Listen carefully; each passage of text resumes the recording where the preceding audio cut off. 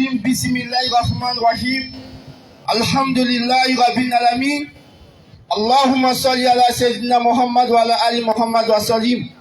La louange à Allah, le Seigneur de l'univers, le Seigneur des cieux et de la terre, le créateur de toutes choses, celui-là que nous avons besoin pour pouvoir subsister, celui-là qui a fait de nous des musulmans, celui-là qui nous a permis d'être ici à la place Inch'Allah, celui-là qui nous a permis d'être en Côte d'Ivoire, celui-là qui nous a permis d'être dans la commune de Koumassi, et celui-là qui nous a permis d'être ici, Inch'Allah, au quartier Inch'Allah.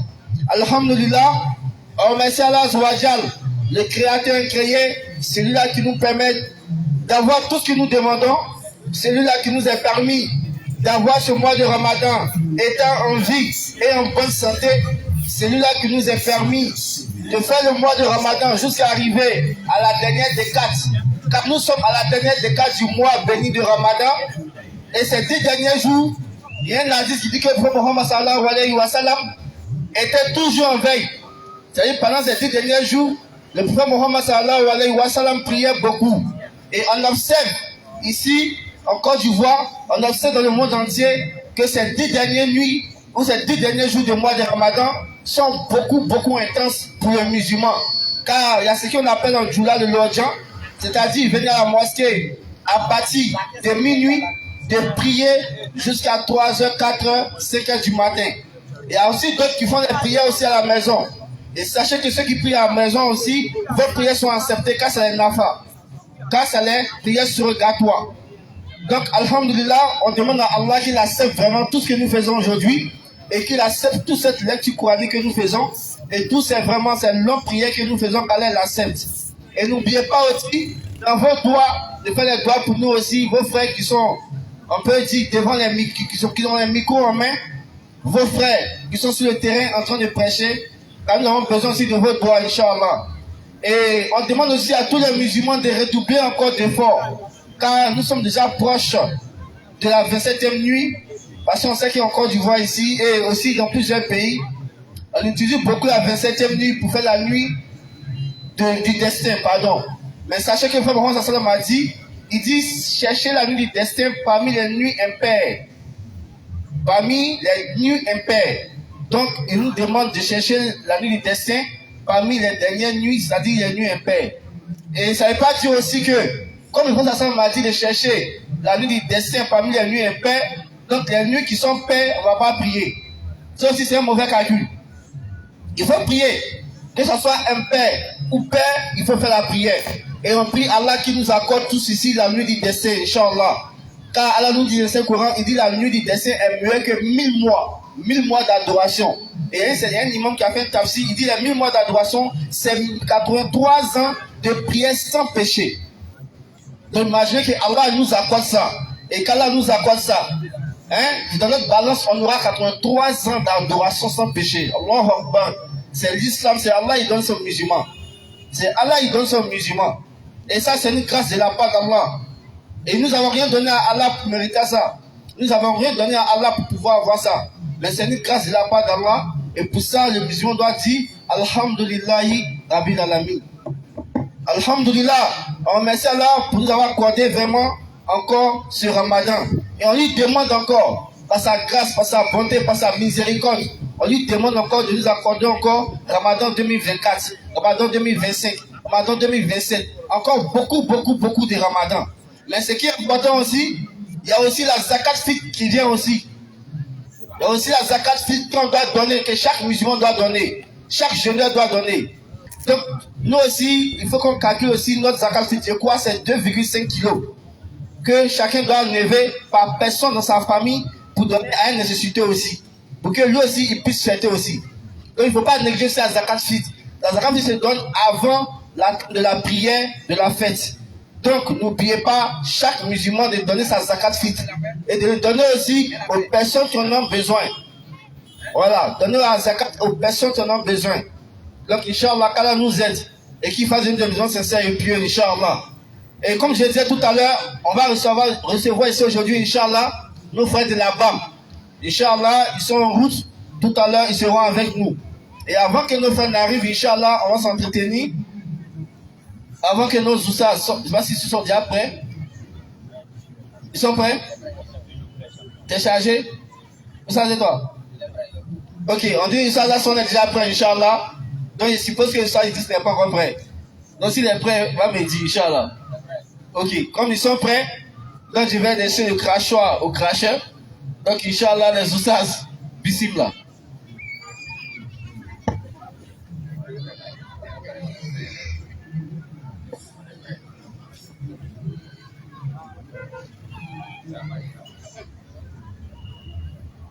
Ok. A'udhu billahi minash shaitanir rajim. Bismillahir rahmanir rahim. Wassalatu wassalamu ala rasulullah. Ashhadu an la ilaha illallah. Ashhadu anna Muhammadan rasulullah. Et que la louange soit rendue à Allah subhanahu wa ta'ala. Bien sûr. Le seul vrai Dieu. Que toute la louange, toute la gloire et toute la puissance soit rendu au seul vrai créateur des cieux et de la terre. Toujours. Allah subhanahu wa ta'ala. Vas-y, frère. Et que la paix et la bénédiction d'Allah subhanahu wa ta'ala Inch'Allah. soit sur le plus vénéré de tous les prophètes. Bien sûr. Et nous avons cité Muhammad sallallahu alayhi wa sallam. Que la paix d'Allah subhanahu wa ta'ala soit sur Muhammad, Oui. sur sa famille, Oui. sur ses compagnons, Oui. ainsi que tous ceux qui suivront la voie de Muhammad sallallahu alayhi wa Alayhi sallam salam. jusqu'à la fin des temps, Inch'Allah. Bien sûr. Habitants de Koumassi, place Inch'Allah.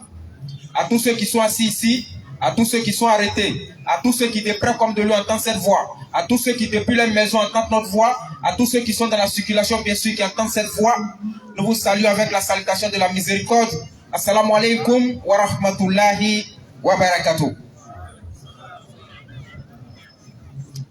Et à tous les non-musulmans réunis ici aussi ou bien qui entendent cette voix, Oui. nous on vous dit shalom, bonjour, bonsoir par rapport à vos positions. C'est Mais clair. sachez que salam alaikum est une prière. Oui. Parce que les prophètes ont enseigné d'aimer son prochain comme soi-même. Toujours. Alors nous musulmans, lorsqu'on se voit, on se souhaite la paix mutuelle. Et on clair. dit que la paix de Dieu soit avec nos prochains. Bien sûr. C'est ce qui signifie salam alaikum. Et nous ne cesserons jamais de louer Allah subhanahu wa ta'ala, Toujours. le maître incréé de toute la création, Oui. celui-là qui donne l'avantage de donner la santé à qui il veut, comme il veut et quand il veut, Oui. celui-là même qui donne la vie à qui il veut et qui nous a permis ce soir d'être ici à la place Inch'Allah pour parler de lui. Clair. Nous disons que toute la loi lui soit rendue, celui-là même qui a créé Moïse et qui a envoyé Moïse, qui a créé Jésus, qui a envoyé Jésus, qui a créé Muhammad et qui a envoyé Muhammad, et la paix de Dieu soit sur tous les prophètes. Et nous disons Alhamdulillahi Rabbil Alamin. Et nous rappelons, et nous ne cessons de rappeler. Oui. C'est le groupe de prédication islamique Nourdin Jama. Toujours. Nous on fait l'appel et le rappel. Bien sûr. Et notre appel s'adresse à tous les non-musulmans. C'est clair. À tous ceux qui pensent que tous les sacrifices, tous les mouamis qui voient au carrefour, ce sont les musulmans qui ont déposé. Vas-y. À tous ceux qui pensent que les musulmans égorgent les mots avant de l'enterrer. Hein. À tous ceux qui pensent que les musulmans riment avec terrorisme, Vas-y, frère. violence. À tous ceux qui pensent que l'islam est une religion qui s'est propagée par la violence. Nous, on vous interpelle publiquement pour vous passer l'information, pour dire que l'islam n'est pas une religion terroriste, encore moins une religion barbare. Parce que Muhammad sallallahu alayhi wa sallam, Alayhi salam. lorsqu'il a été persécuté à la Mecque, Bien sûr. il n'a pas sorti les armes. Vas-y, frère. Bien au contraire, il a émigré vers Médine. Et c'est à partir de Médine, bien sûr, que l'islam s'est propagé dans le monde. C'est clair. Et à son retour à la Mecque, Hein. il ne s'est pas vengé des Mecquois, Non, non, non. mais il a plutôt pardonné aux Mecquois. Oui. Et ce pardon-là a permis aux Mecquois d'être des musulmans. Bien Et sûr. aujourd'hui, toute l'Arabie est soumise à Allah. Oui. Et la région musulmane domine en Arabie. Clair. Donc la lumière de l'islam est partie de l'Arabie. Oui. Bien sûr, l'islam dans sa forme définitive avec le prophète Muhammad sallallahu alayhi wa sallam Alayhi salam. a réagi, a surgi à Médine. Oui. Après à la Mecque. Oui. Et a illuminé tout le monde entier. Oui. Jusqu'en Côte d'Ivoire ici. C'est clair. Donc l'islam n'est pas une religion terroriste. Non, non, non. Encore moins barbare. Non, non, non. Donc venez prendre place ici pour écouter le message de l'islam selon les musulmans. Bien sûr. Parce qu'on a entendu beaucoup de choses sur les réseaux sociaux, Oui. à la télévision, dans les journaux, à la radio, Oui. pour dire que les musulmans sont, en tout cas, tout ce qu'on peut les qualifier.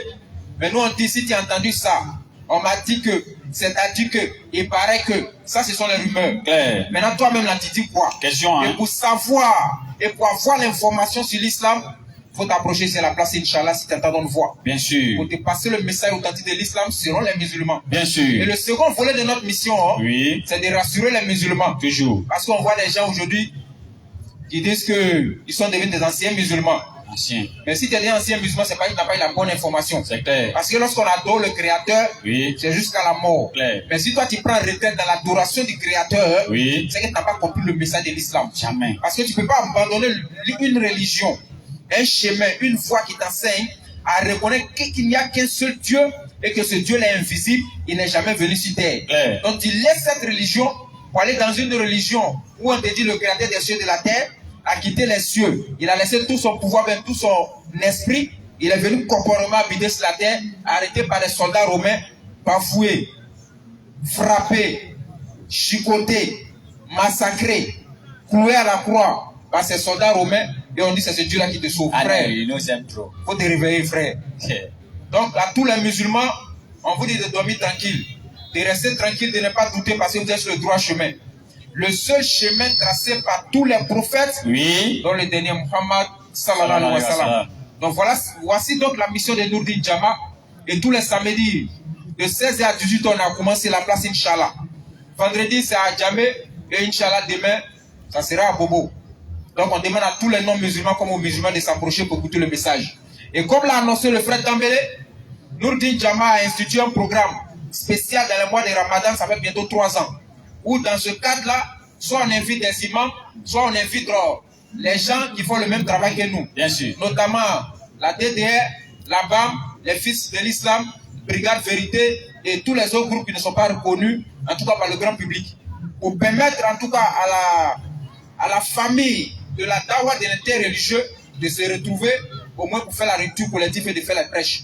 Pour démontrer aux yeux de tout le monde que l'islam a un seul homme qui est la ilaha illallah Muhammadur Rasulullah. Bien sûr. Donc on peut être divergent, on peut avoir beaucoup de groupes, mais on est unis sur une seule chose, c'est l'unicité absolue du Créateur et que c'est l'islam que nous on défend.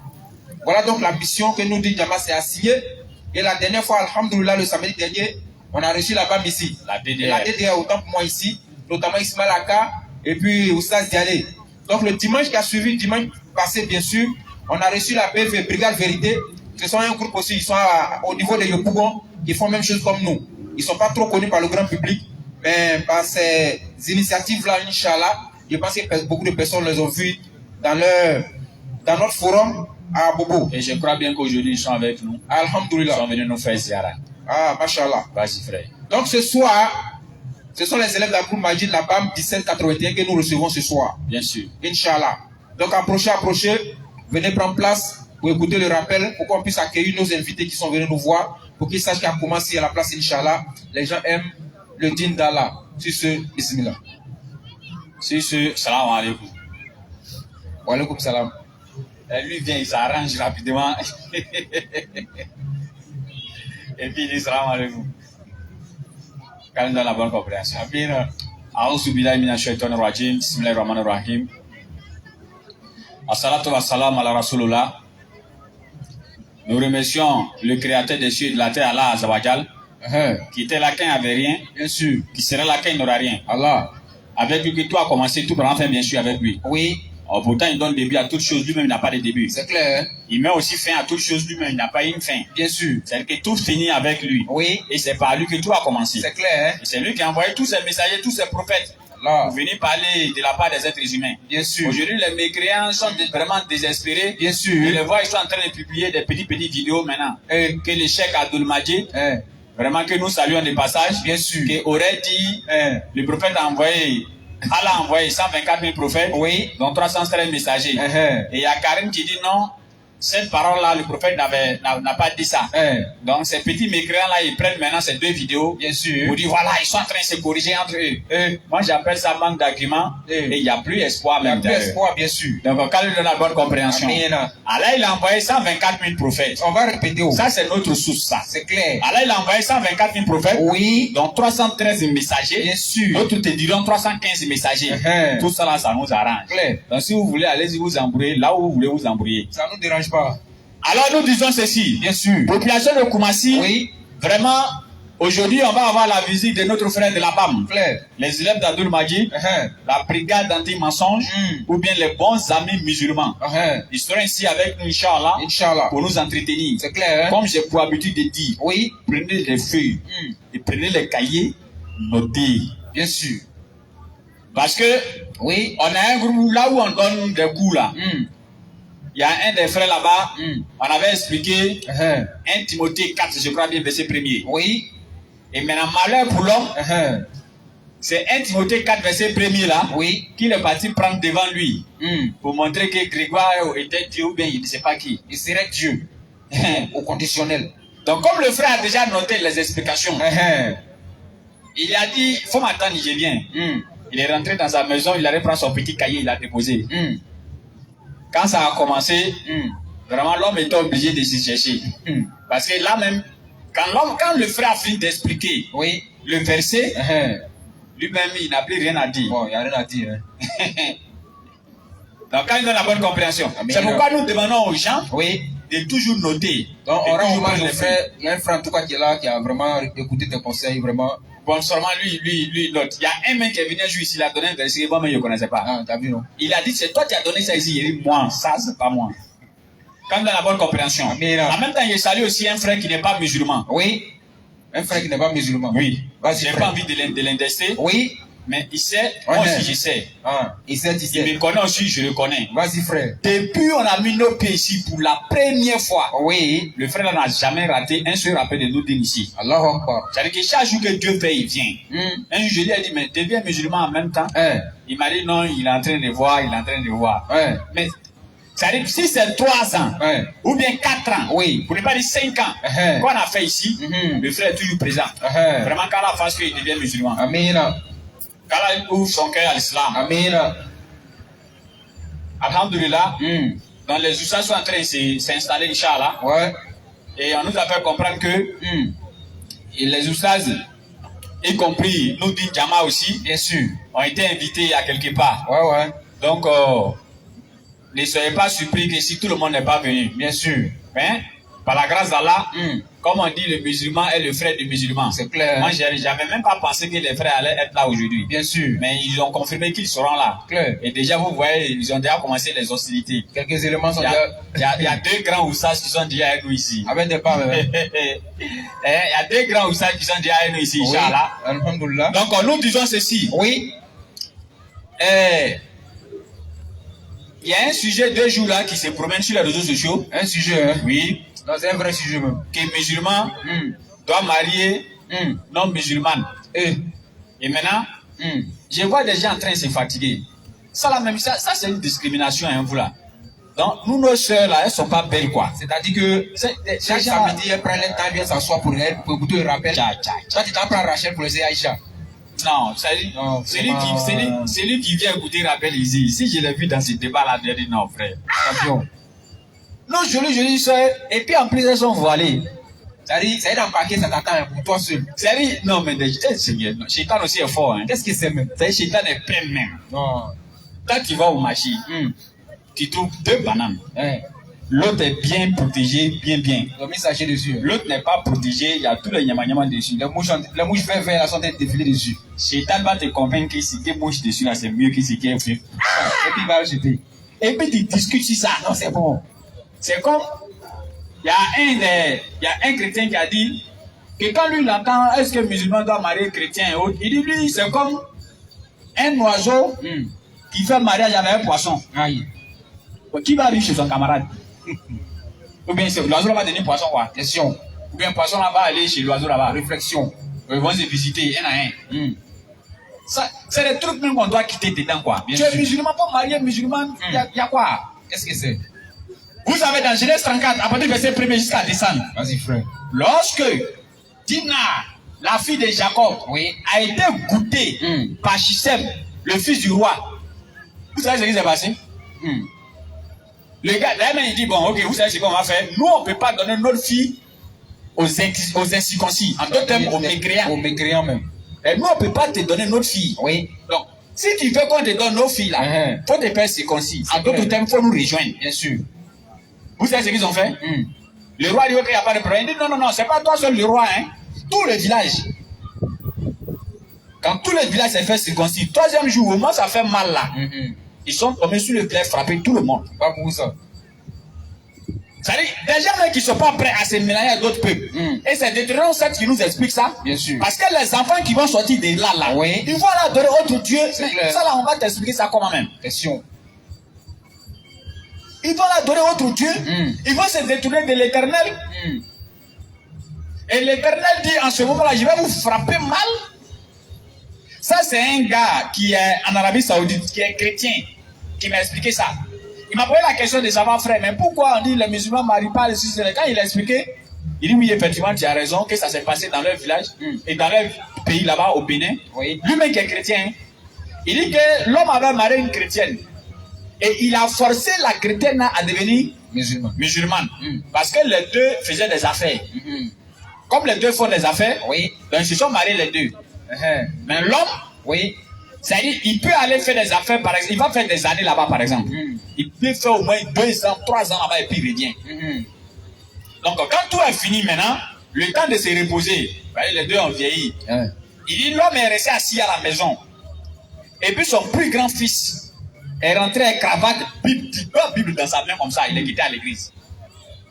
Il ne comprend pas. Il dit, mais lui là, il a eu cette information là-haut. Question. Qui l'a enseigné ce qu'il est en train de faire? Réflexion, frère. Quand l'homme s'en va faire, il s'en va faire les affaires. Derrière l'eau ou bien en Europe, où il va faire les affaires là. Femme là prend les enfants pour aller à l'église. Elle prend tous les enfants, sont devenus des grands pasteurs. Ils sont prêts même à faire débat à lui. Son cœur n'est pas. pour lui montrer qu'il est dans du mensonge. C'est ici, il meurt dans son état où il va s'en faire. Ses propres enfants. Tu as dit quoi? Qu'est-ce que tu vas dire? Question. Un papa, ce taxi il est pris ici, il est parti au 32. Parce que nous, c'est. On dit, dawa ambulant, même dans le taxi. Ça frappe, hein. Quand j'ai collé le vieux, il était musulman. Et quand il est rentré sur nos pas, il a écouté 2-3 vidéos. Il dit, ah, donc tu es converti? Il dit oui. Il dit, il faut faire toi pour moi. Ma grande fille là même, il ne sait pas comment il va faire. Il dit, elle prie pas. Il dit non. Il dit, elle ne se voile pas. Il dit non. Il dit, mais le vieux fait quoi? Il dit, elle est chrétienne. Il dit, dans quel coup? Il dit, non, sa maman est chrétienne. Il dit, voilà. Quand vous parlez, vous n'entendez pas. Tu étais trop fan d'elle. C'est pas ça au début là, quand tu étais jeune là. Tu as démontré par A plus B dans le Coran, Surah 5, verset 5, on peut marier chrétienne ou bien. Surah 2, verset 225, il faut la convertir d'abord. C'est pas ça. Ou bien, bon, maintenant tu as vieilli. Tu pleures. Quand nous avons la bonne compréhension. Quand la fasse pas que nos enfants nous tirent pour nous envoyer en enfer. Quand on nous éloigne de tout ça. Bon, comme les Houssas sont déjà là, bien sûr, nous-mêmes on va aller prendre place pour commencer à prendre les notes et les versets. Sinon, ils vont commencer à lancer les hostilités. Inch'Allah. Donc, précision détail. Donc, comme on dit la BAM 17, verset 81, les gens ont l'habitude de voir Moaz et puis l'islam, bien sûr. Il fallait laisser, elle dit mon succès. Et puis tu as fait ton truc, tu as bloqué ça dans ma gorge comme ça. Vas-y, frère. Je suis fâché. Ça va aller. Alors, sur ce, nous allons laisser le crachoir au maître du crachoir. Vas-y, frère. Donc, comme je le disais, quand on dit les élèves d'Abdou Majid, on a tendance à avoir deux visages, le plus reconnu en tout cas, c'est Béni Islam et puis Moaz. Et comme le frère l'a rappelé, il y a une invitation quelque part ici à Koumassi. Azalaï, c'est Makourou mais Koumassi. Tiens, Azalaï, ça. D'accord, Azalaï Hôtel. Donc, voilà. Les gens sont invités, Nourdine est invité, la PAM est invitée, Dédé est invité, en tout cas tous ceux qui font l'interreligieux sont invités pour une cérémonie là-bas, Inch'Allah. Donc, à cause de cette cérémonie, les deux ne pourront pas être là. Mais comme on dit, derrière village, il y a village. Effectivement. Donc, ils envoient le derrière village, ce qui est le derrière village là. Vous allez découvrir ça ce soir, Inch'Allah. C'est maintenant vous allez comprendre vrai dawa là même. Vas-y, frère.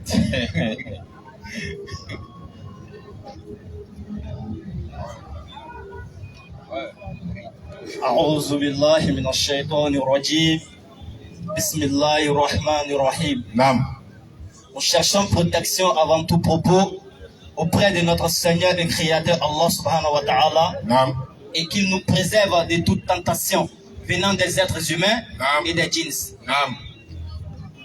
Nous sommes honorés et privilégiés de venir honorer cette invitation de nos chers frères en islam, Nourdine Jama. Comme nous l'avons déjà été présenté, nous sommes les élèves d'Abdul Majid, BAM 1781, la brigade anti-mensonge, les bons amis musulmans. qui avons pour slogan la Sourate 17, verset 81. Écoutez. À savoir, la vérité, l'islam est apparu, le mensonge a disparu.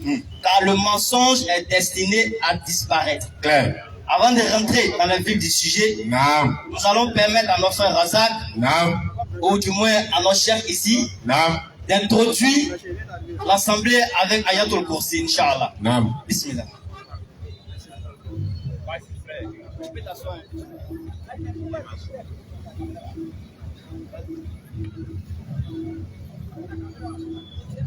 أعوذ بالله من الشيطان الرجيم بسم الله الرحمن الرحيم الله لا إله إلا هو الحي القيوم لا تأخذه سنة ولا نوم له ما في السماوات وما في الأرض من ذا الذي يشفع عنده إلا بإذنه يعلم ما بين أيديهم وما خلفهم ولا يحيطون بشيء من علمه إلا بما شاء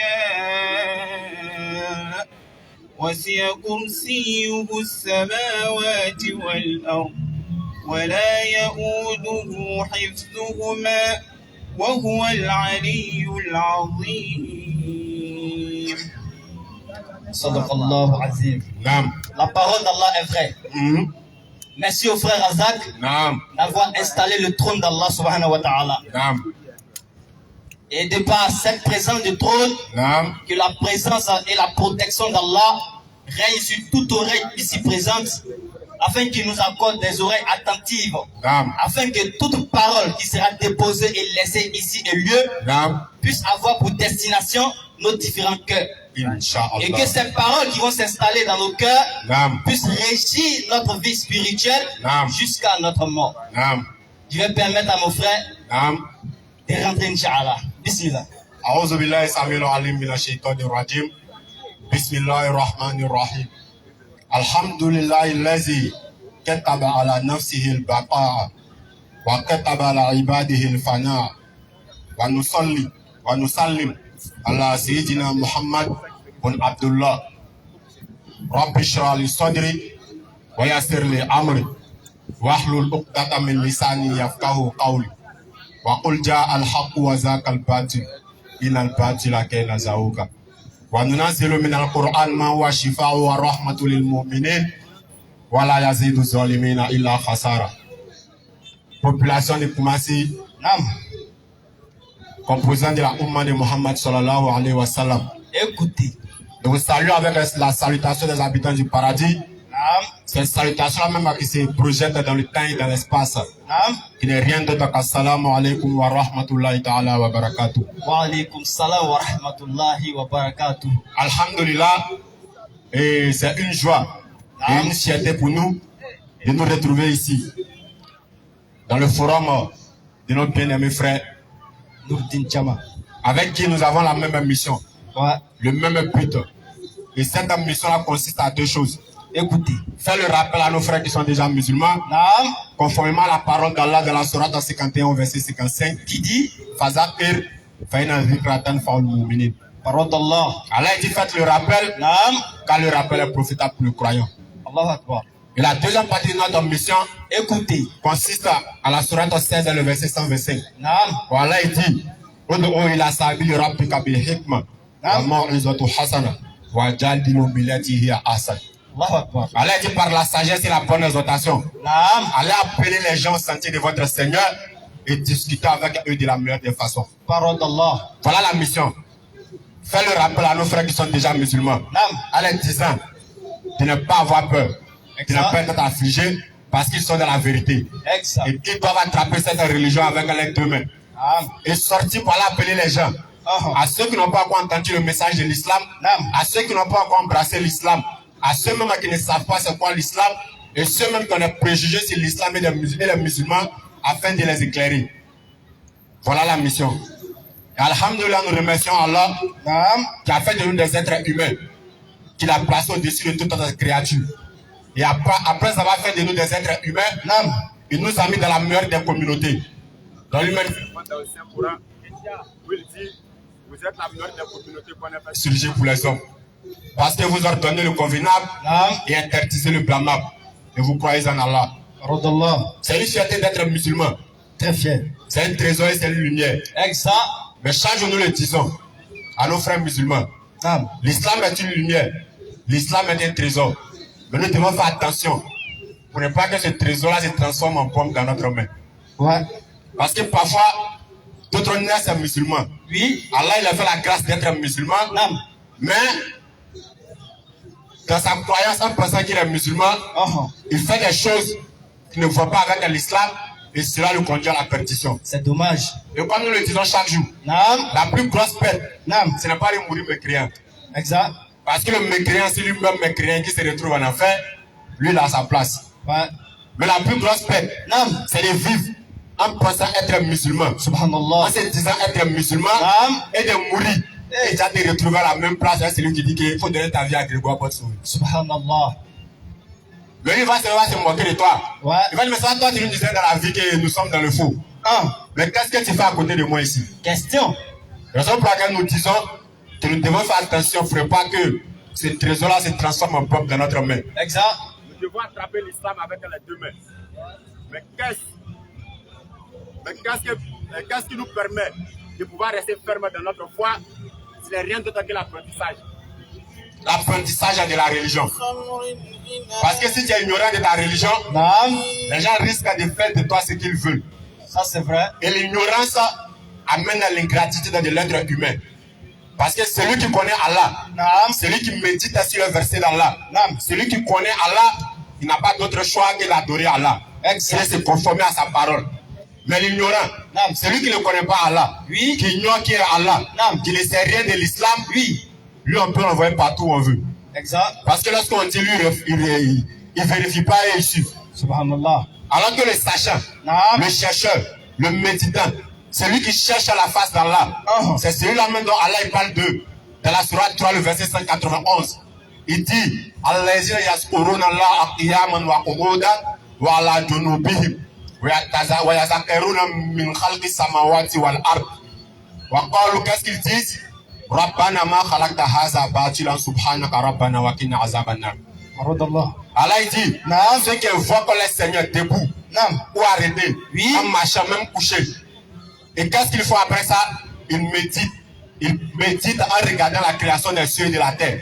Lorsqu'il regarde l'étendue de la terre et l'immensité des cieux, il n'a pas d'autre choix que de dire vraiment, il existe un Dieu qui est à la base de tout ça. Et qu'est-ce qu'il dit à Allah? Vraiment, il n'a pas créé tout ça en vain. Et c'est ce qui nous pousse à chercher Allah. Parce que s'il sait qu'Allah ne t'a pas créé en vain, il ne t'a pas créé pour venir chercher. On appelle ça comment même? Les biens de ce bas monde. Tu n'as pas tout le choix que de chercher la face d'Allah. Exact. Mais si tu ignores Allah, tu ignores le but de ta présence. Comme tu ne sais pas pourquoi tu es là. On te dirige à gauche, tu es à gauche. On t'envoie à droite, tu es à droite. Raison pour laquelle tu vas vivre comme un animal. Ceux dont Allah parle dans le Coran ne soient pas comme ceux qui ont oublié Allah. Et Allah les a fait oublier leurs propres personnes. Parce que quelqu'un qui ne sait pas pourquoi il vit sur la terre, il est comparable à un animal. Effectivement. Et les animaux même qui sont dans la jungle encore sont plus mieux que quelqu'un qui ne sait pas pourquoi il existe. Ça c'est vrai. Quelqu'un qui vit, c'est-à-dire qui fait ce qu'il veut. Il n'a pas d'interdit. Il est là comme ça. Alors que dans la jungle, il y a une loi. Gazelle sait qu'il ne peut pas manger lion. Ça c'est vrai. Ça c'est la loi de la nature. Mais toi-même tu es sur la tête, tu ne sais pas pourquoi tu es là. Tu vis parce qu'il faut vivre. Tu te réveilles parce qu'il te réveille. Tu oublies que le souffle de vie que tu détiens, quelqu'un peut t'arracher ça à tout moment. Ça c'est vrai. Ça, ce sont les conséquences et les causes de l'ignorance et de l'insouciance. Ouais. Alors que le but de notre dawa, le but de notre mission, c'est pour l'éveil de la conscience et de l'intelligence. Réveillons-nous. Parce que les gens ont beaucoup dormi. Effectivement. Les gens ont beaucoup endoctriné, blagué nos frères. Ça c'est vrai. À chaque coin de carrefour, lorsqu'ils te réveillent, on dit donne ta vie à X. Donne ta vie à X. Alors que nous disons que l'islam est la vérité. Nous disons que l'islam est une lumière. Raison pour laquelle nous sortons pour proposer cette lumière-là aux gens. Pour les dire, n'ayez aucune crainte. parce que vous êtes dans la vérité. Remercions Allah pour le bienfait qu'il nous a donné. Et la meilleure des reconnaissances, c'est quoi? C'est l'adoration d'Allah. Et la plus pire des ingratitudes, c'est la désobéissance à Allah. Parce que c'est Allah qui t'a créé, qui t'a donné le souffle de vie, l'air que tu respires, sans que tu lui donnes 5 francs. Alors, c'est Allah qui te demande de l'adorer, et ingrat que tu es, tu passes ton temps à le désobéir. Voilà la plus grosse ingratitude. Soyez reconnaissant vis-à-vis d'Allah. Et Allah nous a donné ce mois de Ramadan. En santé, nous devons être reconnaissants vis-à-vis d'Allah. Parce qu'il y a des gens qui ont commencé le Ramadan avec tout l'année passée, mais cette année ils ne sont plus. Ça c'est vrai. Ils n'ont rien fait à Allah. D'autres qui ont commencé le Ramadan n'ont pas terminé. Ils n'ont rien fait à Allah. Actuellement, nous sommes en train de faire le Ramadan avec d'autres personnes. D'autres vont terminer, d'autres ne vont pas terminer. Ceux qui vont terminer, ce n'est pas parce qu'ils ont donné quelque chose à Allah. Ceux qui ne vont pas terminer, ce n'est pas parce qu'ils ont fait quelque chose à Allah. Mais c'est le degré d'Allah. Alors nous, qu'Allah nous a gratifié le souffle de vie, Allah nous a gratifié de la vie, Allah nous a permis de parcourir ce Ramadan et de profiter de ce Ramadan, oui, nous devons être reconnaissants vis-à-vis d'Allah. Et comment être reconnaissant vis-à-vis d'Allah? Question. C'est à travers les adorations, la méditation, les zikrs, les prières nocturnes. Et non s'asseoir en train de manger la chair d'autrui. Subhanallah. Parce que d'autres c'est un travail même dans les mosquées. Lui là, s'il avait chez bénédiction, c'est que dès que lui finit de prendre bénédiction, il prend un peu. Il finit d'adorer Allah, il vient manger chair de l'homme. Subhanallah. Il finit d'adorer Allah, il vient manger chair de l'homme. Alors qu'Allah il dit, pour l'adorer, il faut d'abord avoir un cœur sincère. Ça c'est vrai. Un cœur pur. Mais toi, tu as été critiquer ton frère. Tu es en train d'attacher ton âme avec les souillures de la médisance, du mensonge. En quoi cette adoration va te profiter? Question. Il faut que nous adorons Allah sincèrement, avec un cœur pur, un cœur saint. Profitez au maximum de ce mois de Ramadan. Parce que, comme un savant nous le disait, un seul Ramadan peut changer ta vie. Ouais. Un seul Ramadan. Mais lorsque tu t'assois et puis tu analyses tous les Ramadans que toi tu as parcouru jusqu'à présent, c'est quel Ramadan que toi tu peux indexer pour dire je suis sûr que Ramadan ça là peut être cause pour moi d'entrer au paradis? Question. Voilà la bonne question que nous devons nous poser. Méditez sur tout ce qui se passe autour de nous. Parce que seul celui qui médite, c'est lui qui va trouver Allah. Exact. Et celui qui connaît Allah, il n'aura pas d'autre choix que de marcher selon les prescriptions d'Allah.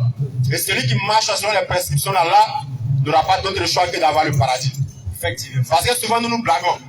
Lorsqu'on vient dans le forum de Nouruddin Jama, lorsqu'on va faire les enchaînements de versets, tu vois le gars écrire Allah Akbar, fier d'être musulman.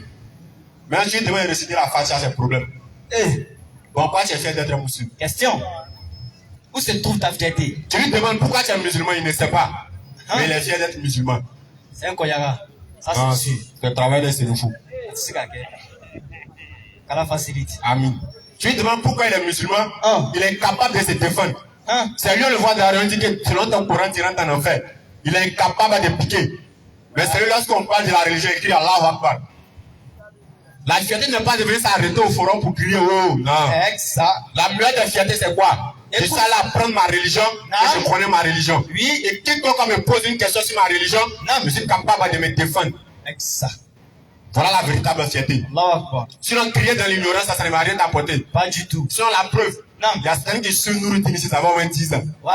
Mais si tu lui demandes de lui donner 2 versets pour aller, c'est un problème. Mais il faut demander biblique. Non, il sait qu'il est là.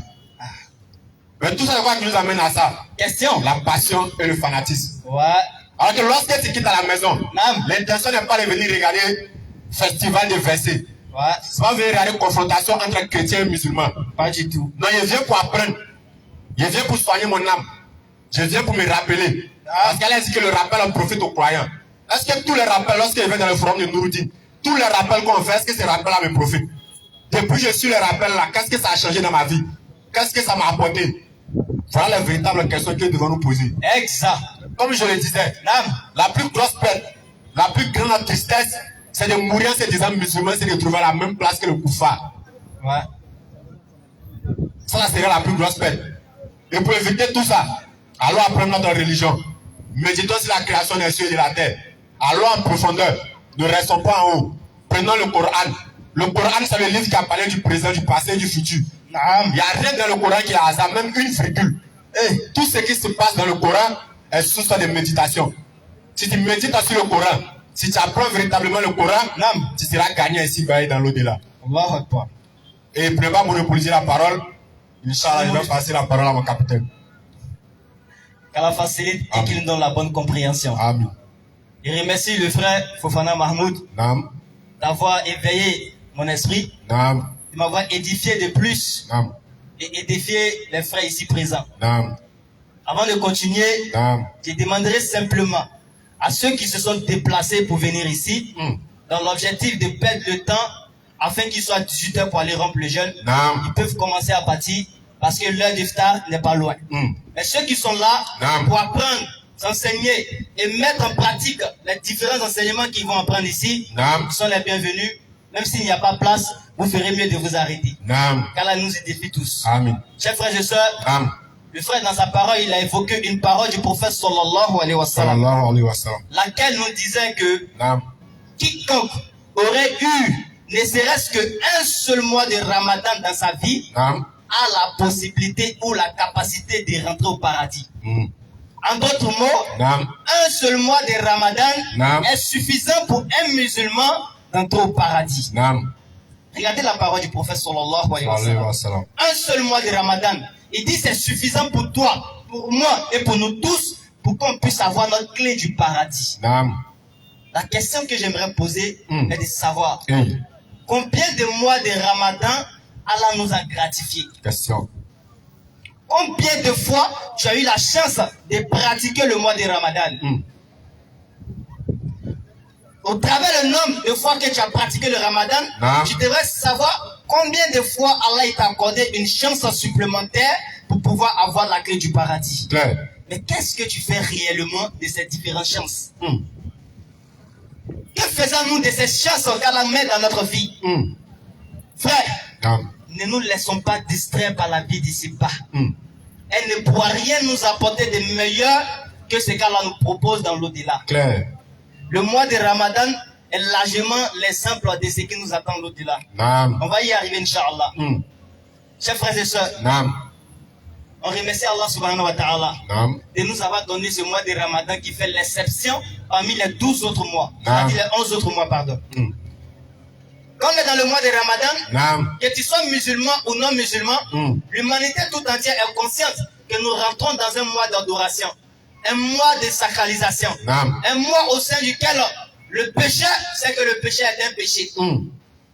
Il sait que ne pas forniquer c'est un péché. Il sait que boire l'alcool c'est un péché. Aller manger le porc au four c'est un péché. Maman sait que ne pas se voiler n'est pas bon. Est-ce que ça? Durant le mois de Ramadan. Mais la question qu'on pose, à quoi te sert le mois de Ramadan? Et que représente le mois de Ramadan pour toi? En réalité, le mois de Ramadan n'est pas une compétition. Il faudrait qu'on comprenne cela. Ce n'est pas une compétition dans le sens où, lorsqu'on va compétir, on cherche à être meilleur juste durant la compétition. Après la compétition, chacun rentre chez lui. Si tu veux, tu ne t'entraînes plus. Mais par contre, le mois de Ramadan nous a été accordé, non pas comme une compétition, mais comme un terrain d'entraînement. Qui dit entraînement, dit se préparer pour une compétition. En réalité, notre compétition ne se trouve pas dans le mois de Ramadan, mais juste dans les différents mois qui viennent après le mois de Ramadan. Prenez l'exemple des gens qui viennent s'entraîner ici. Quand ils viennent, ils n'ont pas besoin de porter des combinaisons. D'autres viennent en chocoto, tu vois l'habit il est blanc, en bas il est rouge. Il n'y a pas de combinaison. On vient juste pour s'entraîner, pour se préparer. Mais lorsqu'il va dans une compétition, tu vois qu'il peut préparer une semaine sans manger. Il est prêt pour attaquer. Mais le jour de la compétition, quand il sort de la maison, tu sais que lui il va en compétition. C'est ça le mois de Ramadan. Kutiba alaykum siyam. Allah dit qu'il nous apprécie le jeûne comme il apprécie à ceux qui nous ont précédés. Pourquoi? Question. La parole d'Allah, afin que vous atteigniez la piété, la crainte d'Allah subhanahu wa ta'ala. Voici le but du jeûne. C'est-à-dire pendant le mois de Ramadan, tu dois t'entraîner afin qu'à la sortie de ce mois de Ramadan, tu sois avec la piété. Clair. Ça ne veut pas dire que tu dois laisser des vêtements de la piété pendant le mois de Ramadan. Et au lendemain du Ramadan, tu vas dans les bars, les maquis. À quoi t'as servi le Ramadan? Question. Allah il dit, tu vas sortir de ce mois-là avec la piété. Non. Mais si tu ressors de ce mois en continuant sur tes mauvais pas, à quoi t'as servi ce grand mois de Ramadan? Question. À quoi t'as servi le Ramadan? Qu'Allah nous donne la bonne compréhension. Amen. Si nous avons eu le mois de Ramadan précédent, et après avoir pratiqué ce mois de Ramadan, nous sommes revenus encore sur nos mauvais pas, sachant que nous avons échoué. Clair. Si on a reçu 10 mois de Ramadan dans notre vie, et qu'à la sortie de ces différents mois de Ramadan, nous sommes retournés sur nos mauvaises habitudes, sur notre perversité, sachant que nous avons largement et catégoriquement échoué à ces différentes chances. C'est comme Allah il nous donne la chance et nous prenons, nous jetons derrière nous. Subhanallah. Nous ne nous sommes pas foutus de nous-mêmes, nous nous sommes foutus de la chance qu'Allah a légiféré pour nous donner. Qu'Allah nous donne la bonne compréhension. Amen. Et qu'il nous donne l'énergie nécessaire afin de sortir de ce mois-là avec la piété. Comprenez aussi que il y a des gens, quand tu leur demandes c'est quoi le mois de Ramadan, ils vont te dire c'est le fait de ne pas manger le matin, de ne pas boire. C'est vrai. Pendant le mois de Ramadan, tu ne dois pas manger, tu ne dois pas boire. Ça, c'est vrai. Mais est-ce que c'est le but? Question. Est-ce que c'est l'utilité? Mais pourquoi, en fait, pourquoi Allah dit le fait de se préserver de la nourriture et de la boisson, si on le fait pendant tout un mois, on va sortir de ce mois-là avec la piété. Pourquoi? Question. Est-ce que c'est la fin qui inculque la piété? C'est non. Mais quel enseignement Allah veut nous donner au travers de l'abstinence à la boisson et à la nourriture? Quelle leçon? Question. En réalité, quand tu vas prendre nos frères ici, nos parents, nous sommes tous ici. Quand on sort le matin, on va travailler, on dit on s'en va chercher notre pain. Ça veut dire on s'en va chercher de quoi là manger. En réalité, nous avons donné pour priorité à notre vie, chercher de quoi là manger. C'est bien. C'est bien de se nourrir.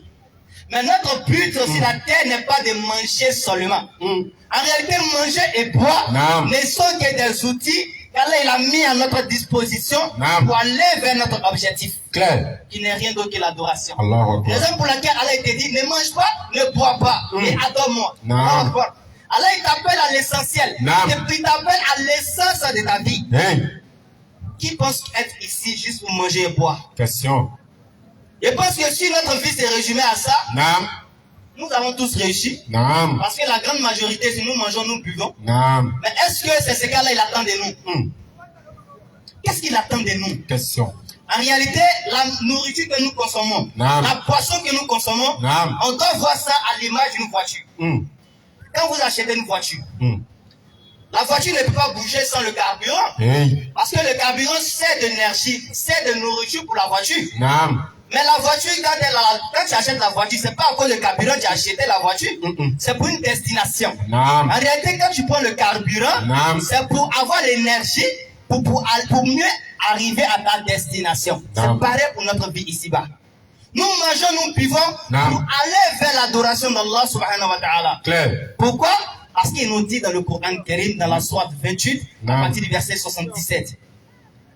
Il nous dit qu'il nous a donné, il dit par exemple, il dit cherche le paradis, après ce qu'Allah il t'a envoyé.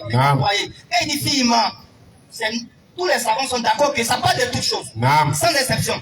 Tout ce qui est dans ta disposition, tout ce qu'Allah il a mis devant toi, que ce soit ta subsistance, que ce soit de l'argent, tout ce qui est à ta possession, sont des outils que tu dois prendre pour chercher la grâce et la néma d'Allah subhanahu wa ta'ala.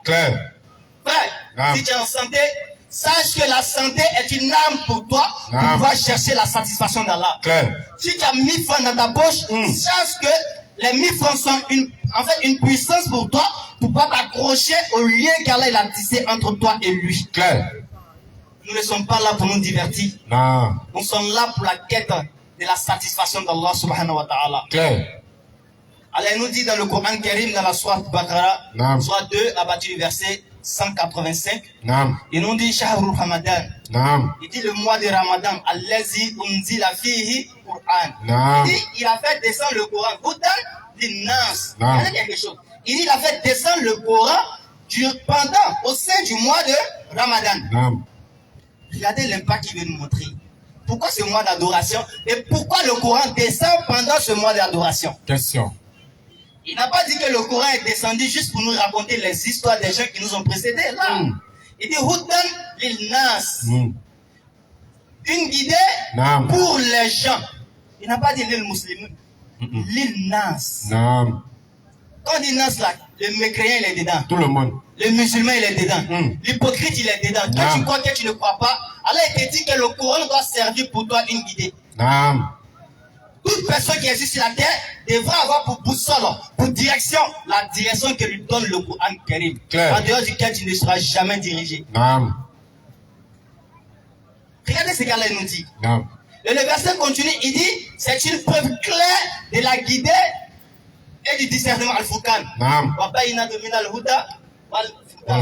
C'est-à-dire que c'est une preuve claire, quelque chose d'explicite pour nous guider et pour éveiller notre raison. En réalité, le Coran est un livre qui est au-delà de tout livre qui existe sur la terre. Parce qu'Allah dit, si on devait retranscrire le langage d'Allah qui se trouve dans le Coran, on ne saura, même si on utilisait comme encre l'océan ou toute eau qui est sur la terre, on ne saura transcrire ne serait-ce que la moitié du langage d'Allah subhanahu wa ta'ala.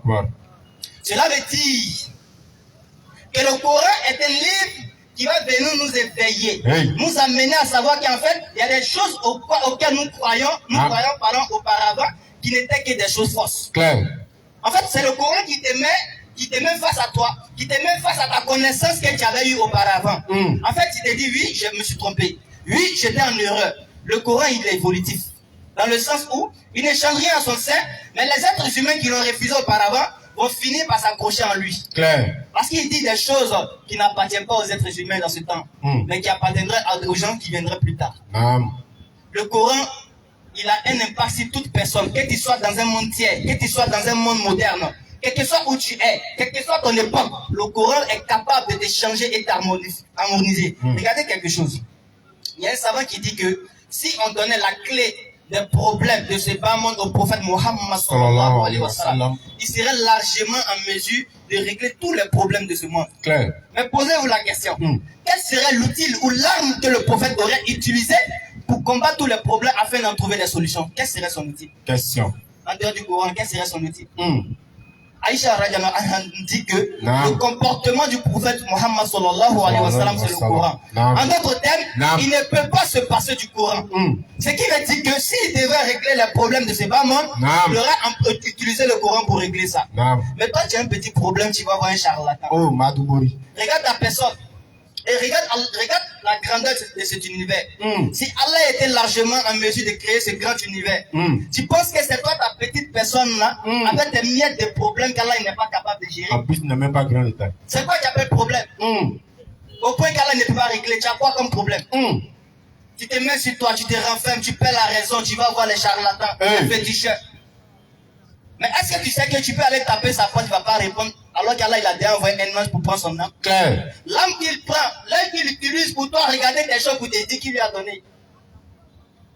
Alors que tu as largement les moyens d'interroger celui qui t'a créé, celui qui a les remèdes de toute maladie, celui qui a les solutions de tout problème. Il n'a pas mis quelque chose ou quelqu'un entre toi et lui. Il dit viens vers moi et demande-moi ce que tu veux. Surah 2, verset 186. Et quand mes serviteurs t'interrogent sur moi, alors, quand les gens viennent, ils disent, il n'y a pas un zikr là-bas, quand tu dis net, Allah il t'exauce. C'est comme un éraka, je vais faire, puis Allah va m'exaucer. Écoute la parole d'Allah. Quand mes serviteurs t'interrogent sur moi, il dit au prophète sallallahu alayhi wa sallam, lorsque quelqu'un vient t'interroger sur moi, alors, dis-leur, je suis tout proche. Et moi, Allah, je suis tout proche de Qariboun. Il dit, en fait, la proximité, il montre une proximité où il n'y a pas d'espace entre lui et la personne. Je réponds à l'appel de celui qui me prie. Et il répond à l'appel de celui qui le prie. Quand il me prie. Quand il me prie. Qu'il réponde à mon appel. Alors qu'il réponde à mon appel. Et qu'il croit en moi. Allah dit, avant que toi tu ne l'appelles pour dire non, ya Allah, j'ai tel problème, j'ai pas encore payé mon loyer, tout ça là. D'accord. Allah il va t'aider. Mais est-ce que tu as répondu à l'appel d'Allah? Question. Pourquoi tu refuses de répondre à l'appel d'Allah? Et quand tu as un problème, tu penses qu'Allah il t'a délaissé, alors qu'il t'a appelé avant que tu n'aies ces problèmes-là. Tu as refusé. Si tu avais répondu à son appel, tu n'aurais pas tombé dans cette perdition. Tu ne serais pas dans cette angoisse. Regardez, On ne peut pas dire je suis musulman ou je suis un fervent adorateur d'Allah. Donc je ne dois pas avoir de problème. Ça n'existe pas. Ça n'existe pas. Qu'est-ce nous dit Allah subhanahu wa ta'ala dans le Coran Karim, dans la sourate Baqarah, à partir du verset 214. Il va nous lire le verset. Et vous allez comprendre que des personnes qui ont un lien plus solide que nous, notre lien que nous avons avec Allah, ils ont eu des problèmes. Ils sont redirigés vers Allah. Mais quelle a été la réponse d'Allah vis-à-vis de leurs problèmes? Pensez-vous entrer au paradis? Allah dit, vous êtes musulman, vous êtes croyant. Vous pensez que vous allez rentrer dans le paradis? Alors que vous n'avez pas encore subi des épreuves semblables. Vous n'avez pas été éprouvé semblable. Écoute, il n'a pas dit n'importe quel. Il dit des épreuves semblables. Ça veut dire que tes problèmes doivent atteindre ces problèmes-là afin que tu puisses attester ta foi. Continue. Subir des épreuves semblables à celles que subissent ceux qui vécurent avant nous. Il dit il y a des gens qui ont vécu avant nous. Mais quel était le problème? Misère. Ils ont été chicotés par la misère. Et maladie. Et par la maladie. Les avait touchés. Ça les a tellement touchés. Et ils furent secoués jusqu'à ce que le messager. Il dit, Allah dit, il les a remués avec ces épreuves-là. Jusqu'à ce que les prophètes et les messagers. Et avec lui ceux qui avaient cru. Et les compagnons. Ses fils et crié. Ils ont crié. Quand viendra le secours d'Allah? Ya Allah, mais quand viendras-tu en notre secours? Ils demandent à Allah. Ils ont même pensé, tu as l'impression que Allah les a abandonnés. Tellement que c'était chaud, tellement qu'ils ont été secoués. Ils demandent à Allah, Ya Allah, quand vient ton secours? Si un prophète et un messager devraient implorer le secours d'Allah, sachant que vraiment ils ont été remués. Honnêtement, eux, ils n'ont aucun doute, même un atome de doute, ils n'ont pas vis-à-vis d'Allah. Mais ils demandent à Allah, Ya Allah, quand vient ton secours? Ça veut dire que dans l'échelle humaine, ça veut dire que dans l'atmosphère humain, ils ont beaucoup attendu. Pour eux là, le temps qu'ils ont pu attendre, c'est un peu trop. C'est trop chaud. Mais que dit Allah? Quoi? Le secours d'Allah est sûrement proche. Vous pensez que le secours d'Allah est loin? C'est proche. Le secours d'Allah est proche. En fait, ton temps n'est pas le temps d'Allah. Il faut que tu retiennes ça à la base. Tu ne peux pas obliger Dieu de faire quelque chose pour toi. Tu es petit pour ça. Laisse ça. Laisse. Tu n'as pas là pour payer caution, non? Hein? Va travailler, cherche travail. Va chercher encore. Si tu n'as pas eu là, va chercher. Si le propriétaire de la maison, il sort de ma maison, demande-lui pardon. S'il ne veut pas, sort. Sort. Ne va pas voler. Ne va pas chez féticheur. C'est mieux pour toi de dormir dehors que d'aller dormir dans l'enfer. Est-ce que tu comprends ça? Pensez-vous qu'Allah vous a créé sans but? En fait, pour des vanités. De toute façon, tu es pressé là. Allah dit sois patient. Les prophètes ont été remis, choqués que toi. Toi, tu es qui? Un petit man. Grand pécheur comme nous. Qui n'a rien à voir avec un prophète. Un prophète qui ne pêche pas. Et ils ont été remis. Toi, tu pêches, tu pleures pourquoi? On ne t'empêche pas de pleurer, pleure. Mais ne va pas transgresser, c'est ce qu'Allah te demande. Qui peut dire qu'il a le bonheur s'il n'a jamais goûté à un malheur? Aujourd'hui, quand souvent il t'arrive d'avoir 10 000 francs, et puis tu es fait, tu dis, ouais, aujourd'hui il y a de l'argent. Mais si tu peux contempler 10 000 francs aujourd'hui, parce que hier tu as eu besoin de 1000 francs, tu n'as pas eu. Aujourd'hui, les 10 000 francs ont une valeur. Si l'autre humain voudrait ne pas avoir de problème, la vie n'allait pas avoir de goût. La vie n'allait pas avoir de saveur. Imagine que tu nais dans une famille où tout va bien. Et puis tu es né, tu ne pleures pas, on te donne tout ce que tu veux. À quoi va te servir la vie? Ça vous dit toc après. La vie va te servir à quoi? C'est quoi l'utilité de la vie pour toi en fait? C'est quoi? Tout ce que tu veux, tu as ça. Mais ces choses que tu vas avoir facilement là, est-ce que ces choses auront des valeurs devant toi? Question. En réalité, tout ce que l'être humain acquiert facilement n'a pas de valeur devant lui. Je prends l'exemple de notre santé. On sait que le cigarette ça nous détruit. Mais est-ce qu'on ne fume pas? Ils sont dedans là. On sait que l'alcool ça nous détruit. Mais est-ce qu'on ne boit pas? Taïko. Mais regardez quelqu'un qui achète sa nouvelle moto ou sa nouvelle voiture. Chaque matin, il le lavage. On lave un punaise, c'est pas propre. Il prend bien soin de ça. Alors qu'il a travaillé à la sueur de son front pour acheter. C'est-à-dire les choses que tu as difficilement acquis ont une importance de telle sorte que tu vas protéger, même quand tu dors. Tu gardes ta moto dans la côte. À 6h du matin, tu te réveilles pour aller voir. S'ils n'ont pas voulu. Est-ce que c'est nouveau, ça va passer? Tu vas t'en prier sur toi. Parce que c'est ton argent qui a acheté. Mais la santé que tu as là, qui t'a donné.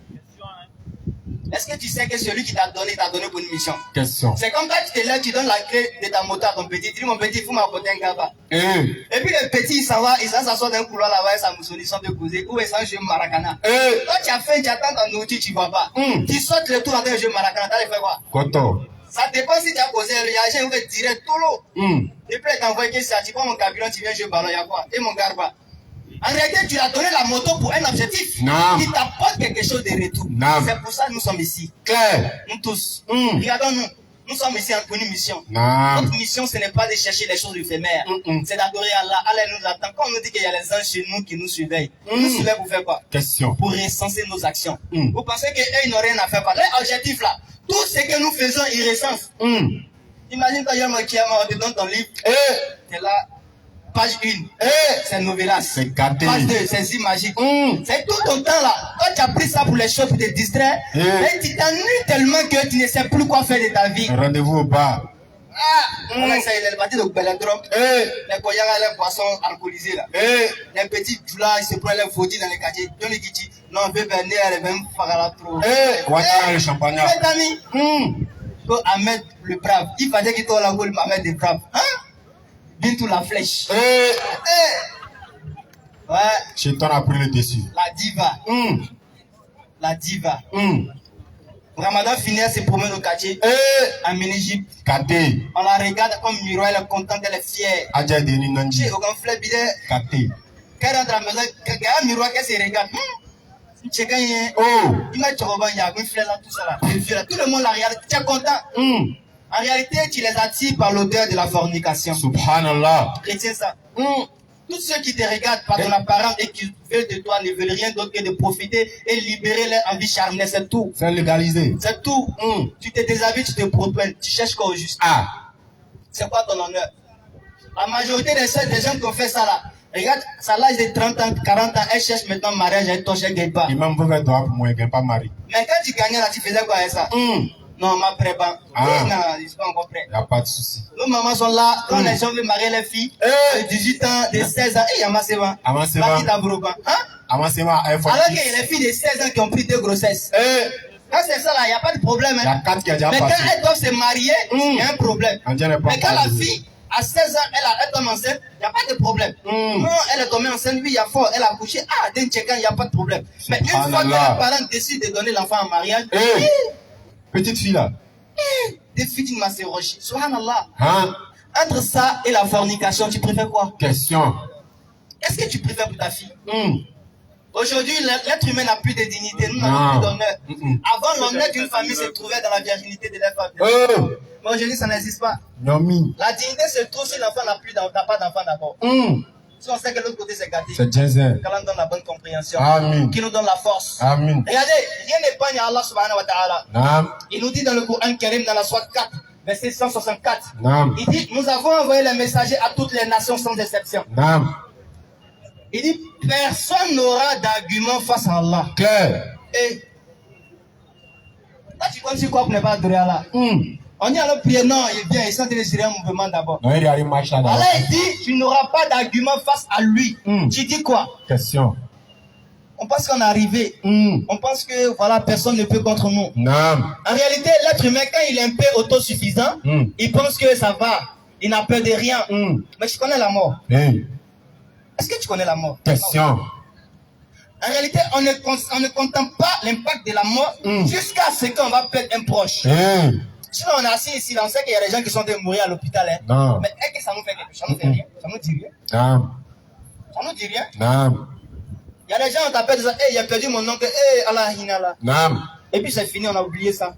Mais le jour où tu perds un proche, une personne avec qui tu as fait l'enfance, ta mère ou ton père ou ta fille ou ton fils, c'est là que tu vois l'impact de la mort, tu sens la présence de la mort. Un mois de sainteté.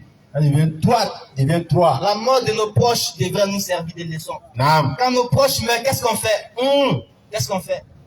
On ferme les yeux. Non, il vient de la mettre dans la tour. Pourquoi? Parce qu'il n'a plus rien à voir. En fait, quand tu fermes pour lui, tu dois comprendre que tu dois ouvrir tes yeux toi-même. Non. Et quand tu as chouigné dans tout, il y a d'ailleurs. Il y a d'ailleurs. Non. Allez, mamie, ou la camille, Anil Gaye. Non. Si tu n'as pas vu, Yom Akia, ma vie, voilà. Claire. Faut y t'aimer. Faut. Encore c'est là, même là, tout le monde là, voilà. Ni quand t'es qui là, voilà, mais qu'est-ce qu'il a? Là, tu penses que t'es trop arrivé, quand on passe, c'est toi le gros bras.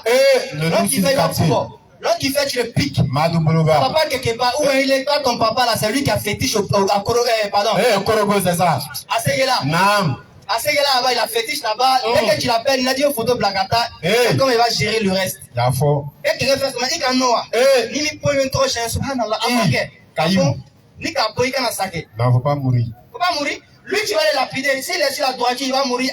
Tu l'as donné, tu as anticipé, non? Il va dans son paradis. Non. Il sera dans la neige. Et toi? Bête que tu es. Et toi, qu'est-ce que tu auras dit à Allah subhanahu wa ta'ala? Qu'est-ce que tu vas dire à Allah? Non. Imaginons-nous un instant, nous sommes dans notre tombe. On nous pose la question. Qu'as-tu fait de ta vie sur la terre? Allahu Akbar. Qu'est-ce que tu as fait de ta vie? En réalité, cette fille-là, on t'a donné, ça peut faire quelque chose. Mais tu as fait quoi avec ça? J'étais un brouteur. Hein? C'était un brouteur. Non. Genre, en fait, il faut qu'on donne les thèmes clairs du broutage. C'est quoi un brouteur? Bindomna. Bindomna est un fils, allez, ça va les Non. Un brouteur, c'est un voleur. Il faut qu'on soit clair. Ouais. On est d'accord, non? Non. Un brouteur, c'est un voleur. Mais en fait, pour enjoliver l'action de cet homme, il est si brouteur. Et il y a des gens qui sont fiers. C'est tous nos soeurs là. Subhanallah. Mon gars, c'est un brouteur. Ton mari, c'est un voleur et ton gars même, c'est pas ton mari. À la Kasake, il a encaissé 2 bâtons. Quand il a volé 2 millions, on comprend? Arrête de t'enjoliver avec des lexiques. Non. Ces mots que tu emploies pour embellir tes mauvaises actions ne pourront pas embellir ces actions devant Allah subhanahu wa ta'ala. Non. Ibn Ayyama Kiyama, si tableau, on peut se gafler. Télévision HD. Couleur. En fait, sur la terre, tu as honte. Pourquoi ils vont savoir? Pourquoi ils vont savoir? Mais il y a un qui a un bébé. Tout est testo de WhatsApp, Facebook, tout.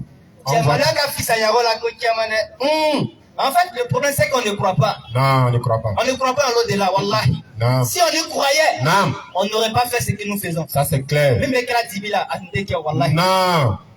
Donc, on l'a là, même avec la dibila, wallahi, il doit la mon envie. Non. Allah te yel là.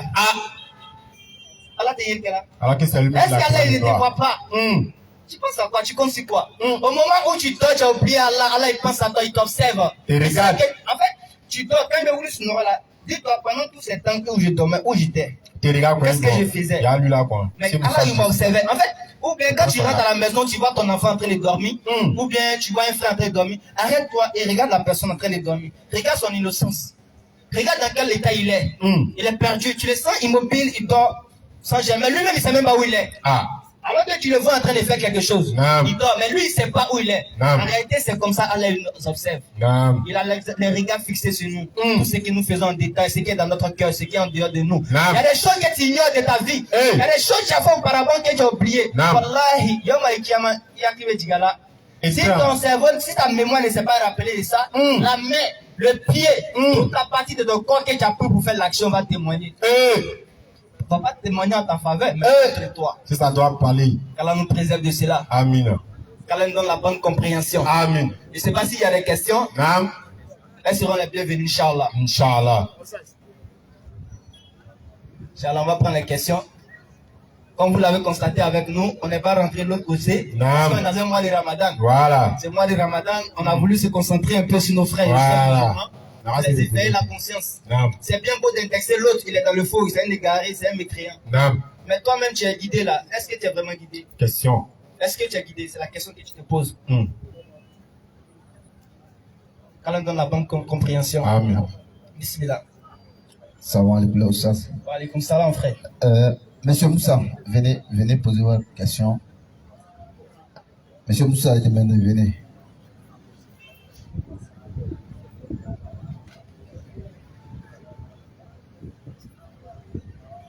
Assalamu alaikum.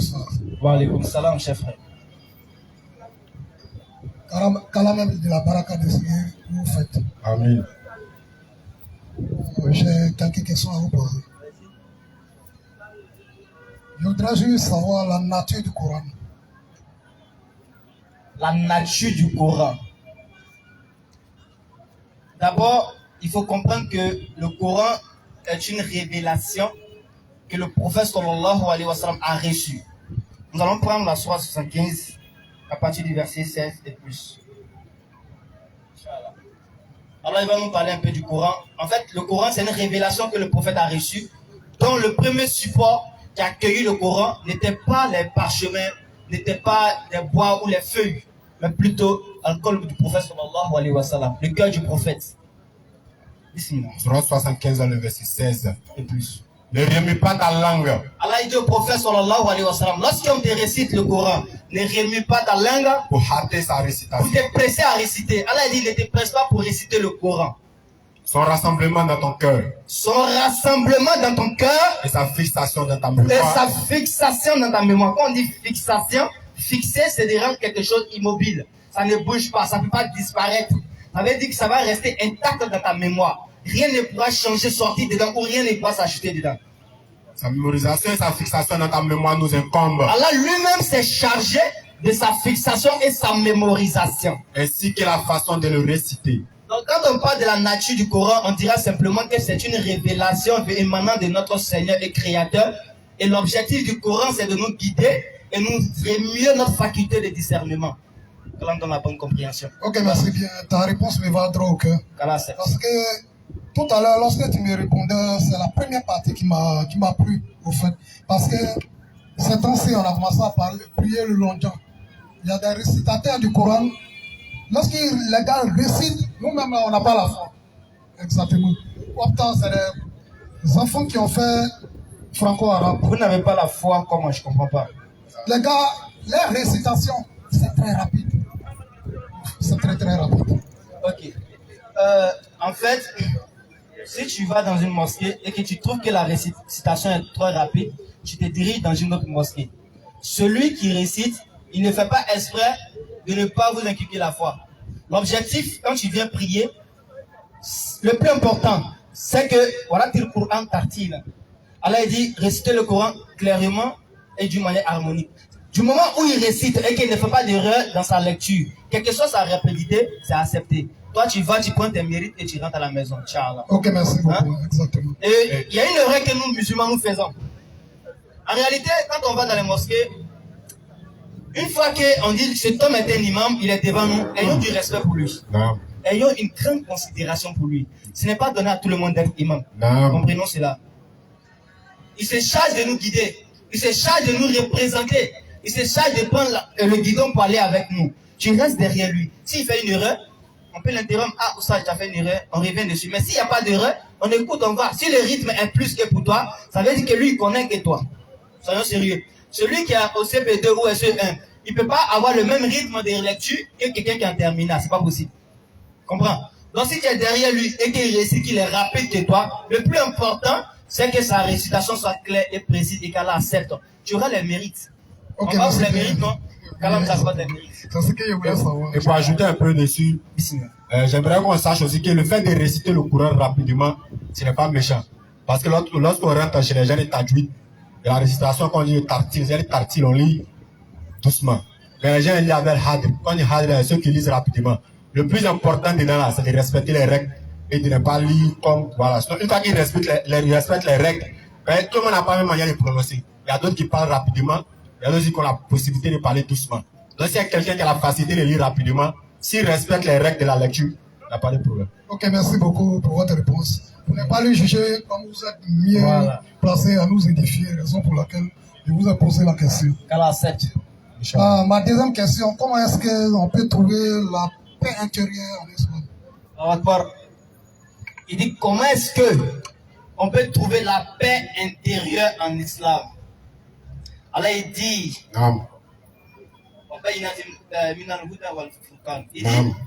le Coran, c'est une preuve claire de la guidée et du discernement. Quand on parle de la quiétude du cœur, c'est le fait de ne pas être angoissé. Et celui qui n'est pas angoissé, c'est parce qu'il a une avance sur le temps. Dans le sens où il a une solution à ses problèmes. Quand tu as un problème sans solution, tu es angoissé. Tu n'as pas de quiétude. Mais une fois que tu as la solution, qu'est-ce qui se passe? Tu commences à avoir la tranquillité du cœur. C'est comme aujourd'hui on te dit, ah, je vais te faire sortir de ta maison. Et puis quelqu'un te dit, calme-toi, je vais t'envoyer 2000 demain. Ou bien, pardon, 200 000 demain, tu vas gérer tes problèmes. Quand tu appelles le propriétaire, mais tu viens à quelle heure? Tu dis, si tu ne viens pas à 7h, à 10h, moi ici sorti, hein. Tu vois, tu mets pression lui pour venir. Parce que tu n'avais pas de solution, tu étais angoissé. Quand on n'a pas de compréhension. Regarde quelque chose que tu vas comprendre. Allah dit le Coran est une guidée pour nous tous. Nous les êtres humains qui sommes là, on ne peut pas faire exemple des problèmes de la terre, sur la terre, pardon. C'est-à-dire que tu sois un notable, que tu sois un grand dirigeant, quel que soit ton statut étatique, quel que soit ton travail, quel que soit l'argent que tu vas avoir sur la terre, si tu vas, faut avoir les milliards, faut être le plus riche du monde. Mais même ils ont un problème. Tu ne pourras jamais mettre une barrière entre toi et les problèmes. C'est pas possible. On est d'accord sur ça? Quel que soit ce que tu possèdes, toi et les problèmes, vous allez faire face. Que tu sois riche ou pauvre, tu feras toujours face à des problèmes, à des difficultés. Mais qu'est-ce qui nous permet de surmonter ces difficultés? C'est la foi. Parce qu'Allah a dit, Inna Allah ma'a sabiri. Allah a dit qu'il est avec les patients. Tu dois savoir que si j'ai ce problème aujourd'hui, Allah il m'a dit, en fait, pourquoi il dit le Coran pour toi une guidée? Parce que le Coran va te donner toutes les solutions à tes problèmes. Aujourd'hui, tu as un problème, tu dis, mais comment je vais m'en sortir? Allah t'a dit, avant que tu n'aies ce problème-là, il a dit dans le Coran qu'il ne donne pas de fardeau à son... Allah ne donne pas un fardeau à son serviteur qui est au-dessus de sa force. Non. Donc si tu as eu un problème aujourd'hui, sache que celui qui a la solution de ce problème, c'est Allah subhanahu wa ta'ala. Mais qu'est-ce qu'il te demande? As-sabirin. Il demande d'être parmi les as-sabirin, soit parmi les patients et les endurants. Et tu auras les solutions à ton problème. Tu as eu des problèmes où tu pensais ne pas avoir de solutions, n'est-ce pas? Mais après, tu as eu des solutions. Aujourd'hui même, tu as oublié ces problèmes-là. Parce que tu as été patient. Mais celui qui n'est pas patient, il va amplifier ses problèmes et problèmes. Imagine qu'il y a un problème aujourd'hui, tu as volé pour aller régler ce problème. Le vol que tu allais faire là, c'est un autre problème que tu as. Imagine un table avec de frappe. Frère, sois patient et sois avec Allah. Il va te donner des remèdes à tous tes problèmes. La quiétude de quelqu'un du chien, tu ne pourras jamais trouver ailleurs si ce n'est au sein du Coran Karim. Prends le Coran, lis-le, médite aussi les paroles d'Allah subhanahu wa ta'ala. Crois en Allah, accorde-lui la force et la puissance de pouvoir régler tous tes problèmes. On ne te demande pas de ne rien faire de ta vie. Travaille, mais accorde la force et la puissance à Allah et donne-lui tous tes problèmes. Prends Allah comme ton ami à toi en fait. Regarde, quand tu as un problème, tu peux t'isoler avec ta maman pour dire, ah maman, voici ce que j'ai, elle te donne les conseils. Est-ce que tu sais que autant tu peux le faire avec Allah? Est-ce que tu sais que parfois tu dois rentrer dans ta chambre, fermer la porte, faire 2 rakats et t'asseoir, monter, mais tu parles. On dit, mais tu là parler avec Allah. Tu parles avec lui. Parle avec Allah comme un ami si tu veux. Non. Parle-lui, dis-lui ce que tu as comme problème. En fait, en face d'évoquer tes problèmes avec Allah, tu vas savoir que toi-même tu es dans les mauvaises actions que tu devrais te laisser. Parle avec Allah. Imagine toi tu t'en forniqué et puis tu t'en t'assois devant Allah, ya Allah, ya Allah, toi-même tu seras gêné. Mais quand tu viens parler avec Allah, tu vas savoir qu'il y a des choses que tu n'as pas à faire. Ya Allah, voici mon problème. Ya Allah, il fait l'effort, voici ce qu'il dit, voici ça. Ya Allah, aide-moi. Tu causes avec lui. Tu causes avec Allah comme ton ami. Tu verras qu'il deviendra en aide. Inch'Allah. Il est plus proche, il est encore riboun. Il est plus proche de nous. Non. Il n'y a pas longtemps qui peut... Regarde, tu vas appeler quelqu'un de suite, tu lui parles de ton problème. Il va te dire, c'est pas depuis matin. En fait, c'est pas qu'il ne compatit pas pour toi, mais il a d'autres problèmes. Est-ce que tu comprends? Il y a des gens qui peuvent les appeler pour un problème de 50 millions, peut-être 200 000 sur eux. Mais il a un projet. En fait, il tient plus à son projet que ton problème. Quels que soient les mots que tu vas employer pour expliquer ton problème à quelqu'un, il ne pourra jamais ressentir ce problème dans son fond de son cœur comme tu le ressens. Mais l'entité la mieux placée pour comprendre tes problèmes et revenir vers toi pour t'aider, c'est Allah subhanahu wa ta'ala. Dis-toi que le Coran est pour toi une guidée. Les versets du Coran devraient éveiller ta conscience et stimuler ta faculté de discernement pour mieux comprendre la vie et aller avec. Tu vas toujours connaître les hauts et les bas. Retiens ça d'abord. Ok, tu vas toujours connaître les problèmes. Si tu vas ajouter, non, Inch'Allah, tout est déjà dit. Ok, merci beaucoup. Ma troisième question est que ça frontière, c'est une dans ma tête. Alors, donc, c'est au niveau des soumiers, les aveugles et puis les fous. Bon, à la résolution. Dieu va leur donner autre organisme pour qu'ils puissent voir clair, le soumis puisse entendre pour parler ou bien comment la résolution sera. Je voudrais savoir au niveau du Coran, si le Coran relate ça, il y a une sourate qui parle de ça. D'abord, retiens que Allah ne tiendra pas compte de celui qui... Le prophète sallallahu alayhi wa sallam, il dit que Allah il a pardonné 3 actions. Celui qui commet une action dans l'ignorance, il ne sait pas. Ça dit un fou. Il fait quelque chose, il ne sait pas qu'il a fait le mal. Il ne sait pas. Mais avant sa folie, s'il avait la conscience, c'est qu'il aurait fait. Allah va le juger pour ça. Tu comprends? Maintenant, s'il est né dans la folie, toute sa vie, Allah saura comment le rétribuer.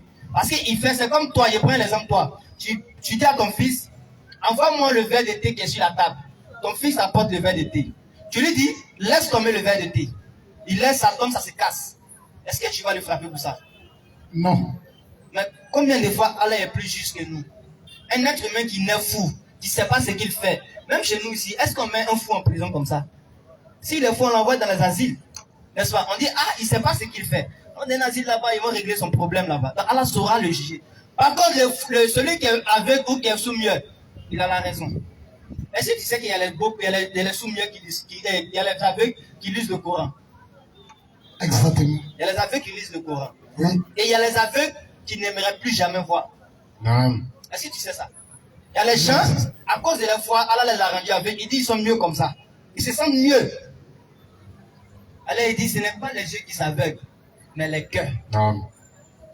Tant que ton cœur est sain, tu peux voir les choses et puis aller en enfer. Et celui qui n'a pas Dieu sur cette terre aura des yeux Yom Kiyama et il ira au paradis. En réalité, nous ne sommes pas pareils. De toute façon, tu vois, tu as cité des gens avec des handicaps. Mais il y a des handicaps qu'on ne voit pas. Non. L'ignorance est un handicap. Tu le sais? Exactement. Voilà. Donc, chacun vient avec les mêmes ses conditions de vie. Moi, je peux venir avec une condition de vie qui n'est pas pareille avec pour toi. Et c'est par rapport à mes conditions de vie que Allah il va mettre des biens à mon entourage pour pouvoir chercher le paradis avec. Tous ceux qui seront jugés auront forcément, Allah va forcément leur donner des moyens pour chercher le paradis. Non. Est-ce que tu comprends? Non. Aujourd'hui, toi, tu t'inquiètes pour eux. Mais en fait, peut-être qu'il y en a parmi eux qui s'inquiètent pour toi. Ouais. Exactement. Qu'Allah donne la bonne compréhension. Ah. Chacun d'entre nous, chaque être humain a des outils qu'Allah lui a donnés. Est-ce que tu comprends? Pour chercher quoi? Le paradis. Allah dit cherchez le paradis avec ce que nous vous avons octroyé. Non. Est-ce que tu comprends? Chacun d'entre nous a pour lui. Si tu es pauvre, sache que ta pauvreté peut être un moyen pour toi de chercher le paradis. Ouais. Mais le problème, c'est qu'on se réfugie beaucoup sur nous. non. Regarde un verset du Coran, la sourate 20, à partir du verset 131. Tu vas voir ce qu'Allah va dire. Tu vas comprendre que être pauvre, c'est aussi une ni'ma d'Allah. C'est vrai que c'est difficile de l'accepter. Parce que, en fait, l'être humain, il trouve que quelque chose est bon lorsque la chose est à son intérêt. Une fois qu'il n'a pas d'intérêt dedans, il trouve que la chose est négative. Tu comprends? Mais regarde ce qu'Allah va nous dire. Surat 20, le verset 131. Vas-y. Et n'étant point tes yeux. Allah il dit, il ne faut pas regarder. Vers ceux dont nous avons donné. Il y a des gens parmi vous là, à qui nous avons donné. Jouissance temporaire. Il a donné la jouissance, les choses luxueuses, les bonnes choses. C'est-à-dire, Allah les a donné la richesse. Allah il dit, il ne faut pas étendre tes yeux vers ces choses-là. Il ne faut pas regarder sa belle voiture. Ne regarde pas son bassin. Ne regarde pas sa construction. Laisse ça, il ne faut pas regarder. Pourquoi? Et n'étant point tes yeux vers ceux dont nous avons donné jouissance temporaire. Parce que ces choses-là ne sont que des choses à jouissance temporaire. Qui va dans sa tombe avec sa voiture? Qui va dans sa tombe avec sa maison? Qui? Oui. Qui va dans sa tombe avec son compte bancaire? Qui? Personne. Non. Ces choses-là sont que des jouissances temporaires. Il va l'utiliser, il va en jouir que pour un temps. Mais pourquoi Allah a fait ça? Comme décor de la vie présente. Allah lui a donné ça comme décor. En fait, décor, dans le sens où quand tu vas voir, tu vas savoir qu'il y a la bonne chose et il y a la mauvaise chose. C'est toi, ça va te permettre de connaître la diversité des choses. Mais continue. Afin de les éprouver par cela. Allah dit la richesse que tu vois chez X et que tu envies là, c'est une preuve pour lui. Est-ce que réellement on peut envier le preuve de notre prochain? Soyons sincères. Qui peut dire Allah, donne-moi le preuve de telle personne? Qui peut dire ça? Personne. Tu peux demander la richesse d'Allah. Mais voilà, il ne demande pas Allah qui te rend riche comme lui, comme l'autre. Celui que tu envies là, sa richesse est venue avec peut-être des problèmes que tu ne sais pas. C'est venu avec des épreuves que toi, peut-être si Allah est d'accord, tu ne pourras jamais surmonter. Tu comprends? Allah, il a un plan pour nous tous. On ne peut pas tous être riches. Il faut qu'on retienne ça. Si Allah il a voulu que tu sois pauvre, accepte ta pauvreté. C'est une mission qui t'a été légiférée et donnée par Allah subhanahu wa ta'ala. Et sur la ligne, si tu mets sur la route, alhamdulillah, mais ne laisse pas la ligne. Sur la ligne. Si Allah il a mis de l'argent devant toi, tu vas l'avoir. Notre vie ici-bas, c'est comme l'être humain qui est dans un désert et qui cherche à boire de l'eau, à savoir un humain qui cherche le paradis, qu'est-ce que tu vas faire? Tu vas creuser un puits. Tu seras en train de creuser. Tu cherches quoi? De l'eau, bien évidemment. Non. Mais si en cherchant de l'eau, tu tombes sur l'or, tu vas prendre, tu vas empocher. Si tu tombes sur diamant, tu vas empocher. Mais est-ce que tu vas arrêter de creuser ton trou? En réalité, notre objectif, c'est de trouver l'eau. Et non pas les choses que nous allons trouver des pots. C'est joli, c'est bon, ça a des valeurs. Mais ça ne faut pas l'eau. Qui peut boire l'or? Il faut prendre l'or, il faut faire ça en solution liquide. Mais ça ne pourra jamais assouvir ta soif. Non. Tu vas chercher quelque chose. Non. De cette même manière, quand tu es sur la terre, non. Tu cherches le paradis. Tu vas pas chercher, tu vas croiser beaucoup de choses, des preuves et des bonnes choses. Des choses qui sont capables de te détourner. Détourner tes regards sur l'objectif. Tu peux prendre ces choses, tu vas empocher. Mais sois fixe. Continue la ligne. Va vers la satisfaction d'Allah. Quand même dans la bonne compréhension. Ok, merci. Pour ajouter à ce que le frère a fait, tout ce que le frère a dit, tu dois peut-être comprendre que quoi?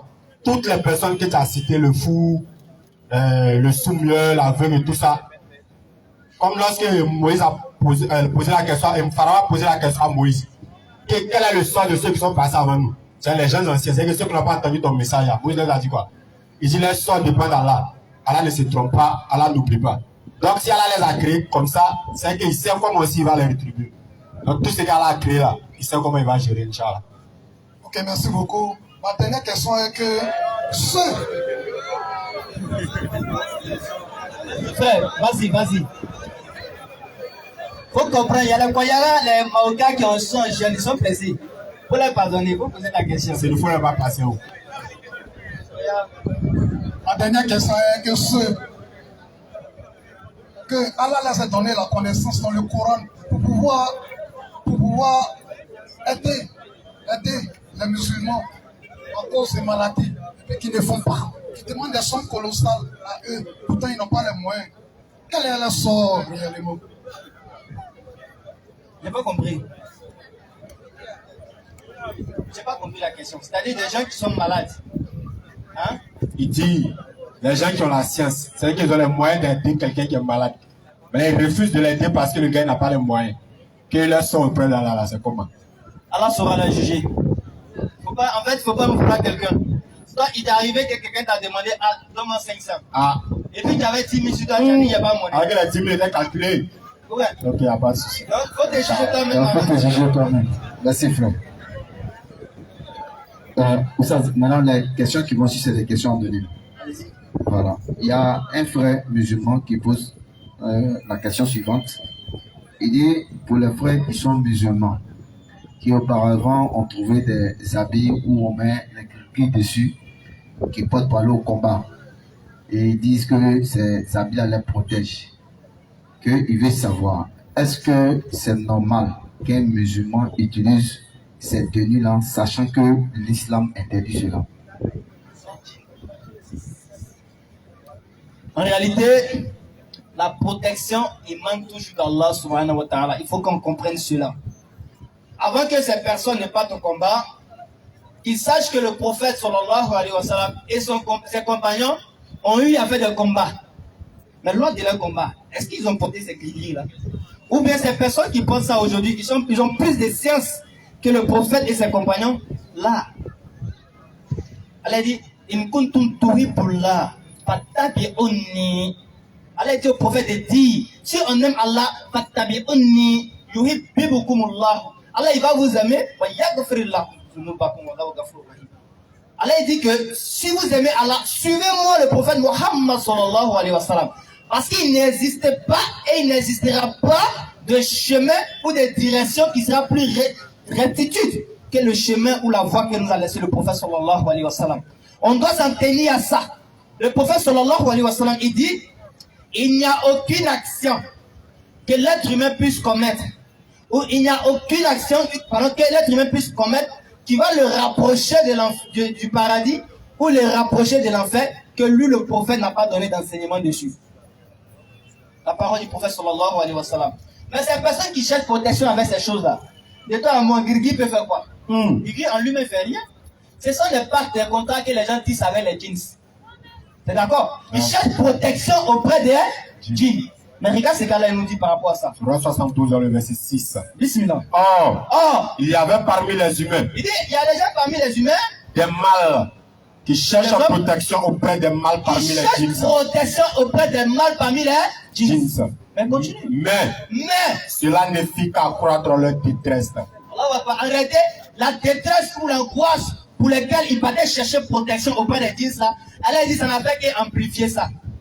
En fait, les djinns ne peuvent pas te protéger. Le protégeur, c'est Allah subhanahu wa ta'ala. Il n'y a pas de meilleure protection qu'auprès d'Allah subhanahu wa ta'ala. Regarde notre Ibrahim, notre prophète Ibrahim alayhi salam. Lorsque les gens ont comploté, quand il a les statues, lorsqu'il a cassé les statues et qu'il a approché la hache sur la grande statue qui est restée, qu'est-ce qu'ils ont fait? Ils sont venus, ils ont demandé, mais qui a fait ça? On dit c'est lui ce qui est resté, il a refusé de sortir pour aller à la haït, la fête. Donc ils ont demandé, mais demandez à ça. Il dit, mais toi tu sais avec nous que ça ne parle pas, ça tu parles pas. Il dit, mais si vous savez que ça ne parle pas, pourquoi vous les adorez? Donc ils se sont fâchés, ils disent que Ibrahim alayhi salam a honni nos divinités. Qu'est-ce qu'ils ont fait? Les gens demandent, mais quelle serait la sanction d'Ibrahim? Ils ont dit, brûlons-le, jetons-le dans le feu. Mais qu'ils l'ont jeté dans le feu? Qu'est-ce qui s'est passé? Alors il a envoyé un ange vers Ibrahim alayhi salam. Mais quand l'ange est venu, Ibrahim a vu que c'est l'ange. C'est ce qu'il a dit. Il lui a dit, la protection de mon Seigneur me suffit. Alors que l'ange est venu le protéger. Il ne voulait pas la protection de l'ange. Il dit, pour mon Seigneur me suffit. C'est l'ange qui lui dit maintenant, c'est ton Seigneur qui m'a envoyé vers toi. Est-ce que tu comprends? C'est toi de suite là, tu es dans l'angoisse. Peut-être on va te mettre en prison ou dans le feu. Quelqu'un te dit, tu es bien parti. Tu n'as même pas à savoir c'est qui t'a pris lui. Ou bien, tu te dis, lui là, c'est mon sauveur. Mais Ibrahim alayhi salam, il est dans le feu. Il y a un ange qui vient pour le protéger. Il lui dit que la protection d'Allah me suffit. Allah Akbar. Qu'Allah nous donne cette fois-là. Nous cherchons protection qu'auprès d'Allah subhanahu wa ta'ala. C'est le seul qui nous protège sans conséquence. Qu'Allah nous donne la bonne compréhension. Et pour ajouter ce genre de choses, en fait, ce sont des pratiques qu'on doit s'éloigner de ça. Pourquoi? Parce que tous ceux qui font ce genre de choses-là, il faut remarquer, l'homme qui veut battre des palabres, lui, il est toujours à palabre. C'est qu'il y a lui, c'est bac de palabre lui fait pour pouvoir frapper les autres là. Partout, il y a même s'il a arrêté ici, il y a palabre qui se passe, à bac va le tirer pour l'envoyer là-bas. Parce que tu as fait, tu vas les tester. Quelqu'un qui avait bac un petit couteau là, partout, il avait palabre de couteau là, c'est là-bas, ça l'envoie. Lui aussi qui avait palabre pour dire qu'il ne peut pas mourir là-bas. Même le féticheur le plus fou, il n'a pas redonné ça. Donc, ça veut dire que ce genre de choses là, lorsque tu fais partout, il y a les dangers, il y a les choses là-bas, ça t'envoie. Alors que la meilleure protection d'Allah, c'est la meilleure protection, c'est la protection d'Allah. Si Allah est à protéger, c'est-à-dire que si quelque chose, si le mal se passe à Mako, lui, t'envoie à Yubugo. Donc, chercher la protection auprès d'Allah, au lieu d'aller prendre, Abi même dit ça te protéger là. Si le soleil a tapé du moyen, ça va te décomposer. Elles sont notaires. C'est quelque chose qui doit pas te sauver. Si ça tue sur le soleil, que tu ne vas pas venir soulever là, ça c'est gâté. Donc, tout ça là, ce sont les ruses du shaitan pour nous ramener dans la bassesse. Donc, il faut te confier à Allah, c'est la meilleure des protections, Inch'Allah. Ok. Pour la seconde question, il y a un frère qui dit, pour un musulman qui ne prie pas du tout, c'est-à-dire qu'il a déjà attesté, et dans ce mois de Ramadan là, il est le plus actif. Et puis après le mois de Ramadan, il ne prie plus. Il arrête jusqu'en Ramadan prochain. Ce dernier là, son cas est jugé comment? En fait, c'est ce que nous avons dit lors de nos échanges, de notre conférence. On était plus que clair et précis pour dire que il y a des gens qui n'ont pas encore cerné c'est quoi exactement le mois de Ramadan. Je vais te donner des exemples dans la Bible. Dans Matthieu 4, Jésus était en jeûne.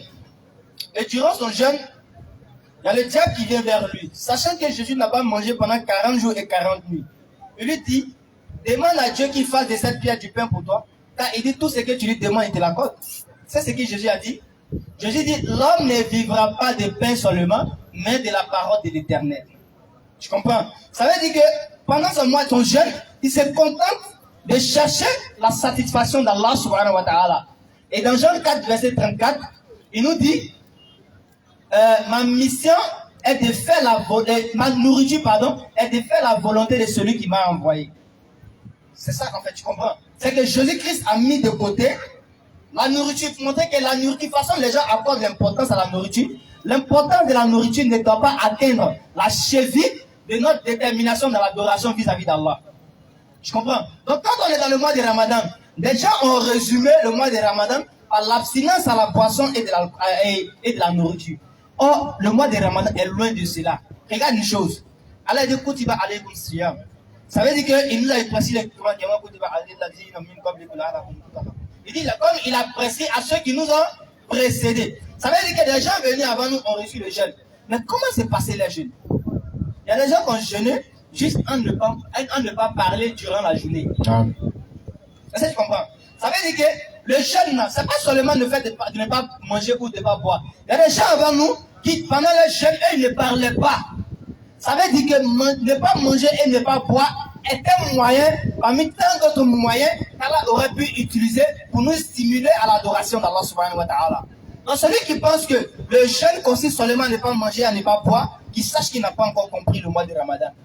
Le Ramadan est un mois d'entraînement pour pouvoir attaquer les 11 autres mois comme une compétition. Et quand Ramadan arrive, on revient encore s'isoler, pour se préparer, prendre de l'énergie. Un mois consacré pour l'adoration et sortir de ce mois avec une piété qui va nous énergiser jusqu'à 11 mois. Je sais pas si on a compris cela. Donc si tu sors du mois de Ramadan et qu'au lendemain du mois de Ramadan, tu vas à la fornication, tu vas là-bas, tu vas faire tout ça là, sache que ton mois de Ramadan ne t'a pas été utile. Ça ne t'a servi en rien. Parce qu'elle a dit, tu dois sortir avec la piété. Mais si toi tu sors sans la piété, à quoi t'a servi le jeûne? Absolument rien. Quand on donne la bonne compréhension. Pour ajouter à ce que le frère a dit, concernant le jugement de celui qui ne prie pas, c'est pas ça. En fait, il y a deux types de personnes. Il y a un, lui, il dit, lui, ne prie pas même. Il dit, pour lui, prier là, c'est pas forcé. Il ne prie pas. Lui, comme ça, l'homme qui a fait ça là, lui sort de l'islam. Mais alors, il y a l'autre qui n'a pas nié le caractère obligatoire de l'islam. C'est lui, c'est de la prière. C'est que lui, c'est quand il y a un musulman là, prière là, c'est obligatoire. Mais lui, il est tango. Aujourd'hui, il prie, demain, il ne prie pas. Aujourd'hui, il prie un peu, souvent, il ne prie pas. Lui, comme ça, lui, on l'appelle un fastique, lui, c'est un pervers. Donc, lui, pour nous, ne pas de l'islam, mais lui, on l'appelle un fastique, lui, c'est un pervers. Donc, le fait de ne pas prier, ça devait faire attention. On doit chercher à savoir si le gars, il a dit que, moi, seulement prier la chaise, c'est pas forcé. L'islam, c'est pas forcé de prier, m'en fous. Quelqu'un qui nous laisse la prière parce que pour lui, la prière n'est pas une obligation, lui, sort de l'islam. Mais c'est quelqu'un, lui, il sait que c'est obligé, mais par paresse, ou même par insouciance, il refuse de prier, ou ça y est, lui prie aujourd'hui, il attend même une semaine, c'est que lui, le dedans n'est pas dedans. Lui, son cas, lui, c'est un pervers. Mais lui, son jeûne, il a le mérite du jeûne, mais lui, on l'appelle un pervers. Le jeûne, lui, il a le mérite de son jeûne seulement. Mais lui, on le considère comme un pervers, et il doit se repentir, Inch'Allah. Allah dit, Sourate 9, verset 53 et plus, dit, dépensez bon gré, mal gré. Jamais cela ne sera accepté de vous, car vous êtes des gens pervers. Il y a des gens qui disent, moi je prie pas, mais je fais les bonnes actions. On te dit, mais lui là, il priait pas, mais il était gentil, il faisait ça, il faisait ça. Donc pour eux, il doit aller au paradis. Dépensez bon gré, mal gré, cela ne sera jamais accepté de vous. Le verset continue. Ce qui empêche leur don d'être agréé, c'est le fait qu'ils n'ont pas cru en Allah et en son messager, qui ne se rendent à la salat que paresseusement et qui ne dépensent dans les œuvres, les bonnes actions qu'à contribuer. Voici des gens, Allah dit quand ils voient la prière, même la tienne, ils vont paresseusement, avec beaucoup de négligence. Allah dit la prière ne sera pas acceptée, pardon, les bonnes actions ne seront pas acceptées. La prière, l'adoration est la clé de la spiritualité d'un musulman. Si tu as laissé la prière, sache que tu n'as pas de porte de spiritualité. Allah donne la bonne compréhension. Bon, on va prendre une dernière question, puis on va conclure. Il y a un frère qui veut savoir que si tu as une ambition et que tu vas à la salade en pleine prière et que le vent sort, est-ce que ta prière est annulée? Mais ça, il n'y a pas de solution. Si ton ambition est gardée, tu sors, tu vas reprendre ton ambition et puis tu viens continuer. Il n'y a pas de prière sans l'ambition. Ok. Bon. Salam alaikum. Wa alaikum salam wa rahmatullah. Qu'Allah accepte, qu'il nous donne la bonne compréhension. Amen. Allah accepte qu'il nous donne la bonne compréhension. C'est un honneur pour nous et votre présence ici nous a vraiment impacté. Allah fasse que cette assise soit tous, pour nous tous, pardon, une raison de nous introduire tous dans le paradis, Inch'Allah. Merci. Et que notre destination finale soit le paradis en compagnie de prophète Mohammed sallallahu alayhi wa sallam et tout autre prophète. Je pense que on est rentré au thème et le temps de la rituel est proche. On ne va pas les retenir encore. On va permettre aux frères de terminer avec les mots qu'il a dit chez nous, Inch'Allah. Inch'Allah. Vas-y, frère. Bismillah. Alhamdulillah, nous remercions les frères vraiment qui nous ont enseigné. C'est-à-dire que c'est ça qu'on appelle la hauteur ou bien la profondeur de l'enseignement. Ils ont montré vraiment la haute pédagogie. Alhamdulillah. Nous autres, on ne fait que prendre seulement que les notes. Et nous les remercions. Et nous disons, on va relancer ça encore à l'année prochaine, Inch'Allah. Inch'Allah. Et vous allez voir, les frères vont toujours passer ici. Les frères vont toujours passer ici. Mais lui là, c'est comme ça, il est prêt. Moi, il ne savait pas, il est très prêt même. Quand dans la bonne compréhension. Amen. Alors, comme l'heure est déjà arrivée, on sait toujours, il y a un frère ici chez qui les gens vont toujours rompre le jeûne, Inch'Allah. Ceux qui veulent aller là-bas, ils peuvent partir. Maintenant, ceux qui veulent rester aussi, ils vont rester. Ceux qui veulent aussi à la maison, peuvent aller à la maison, Inch'Allah. Donc, on va soulever les desks. On va soulever les desks pour revivifier notre foi. Et pour dire à Allah que nous sommes.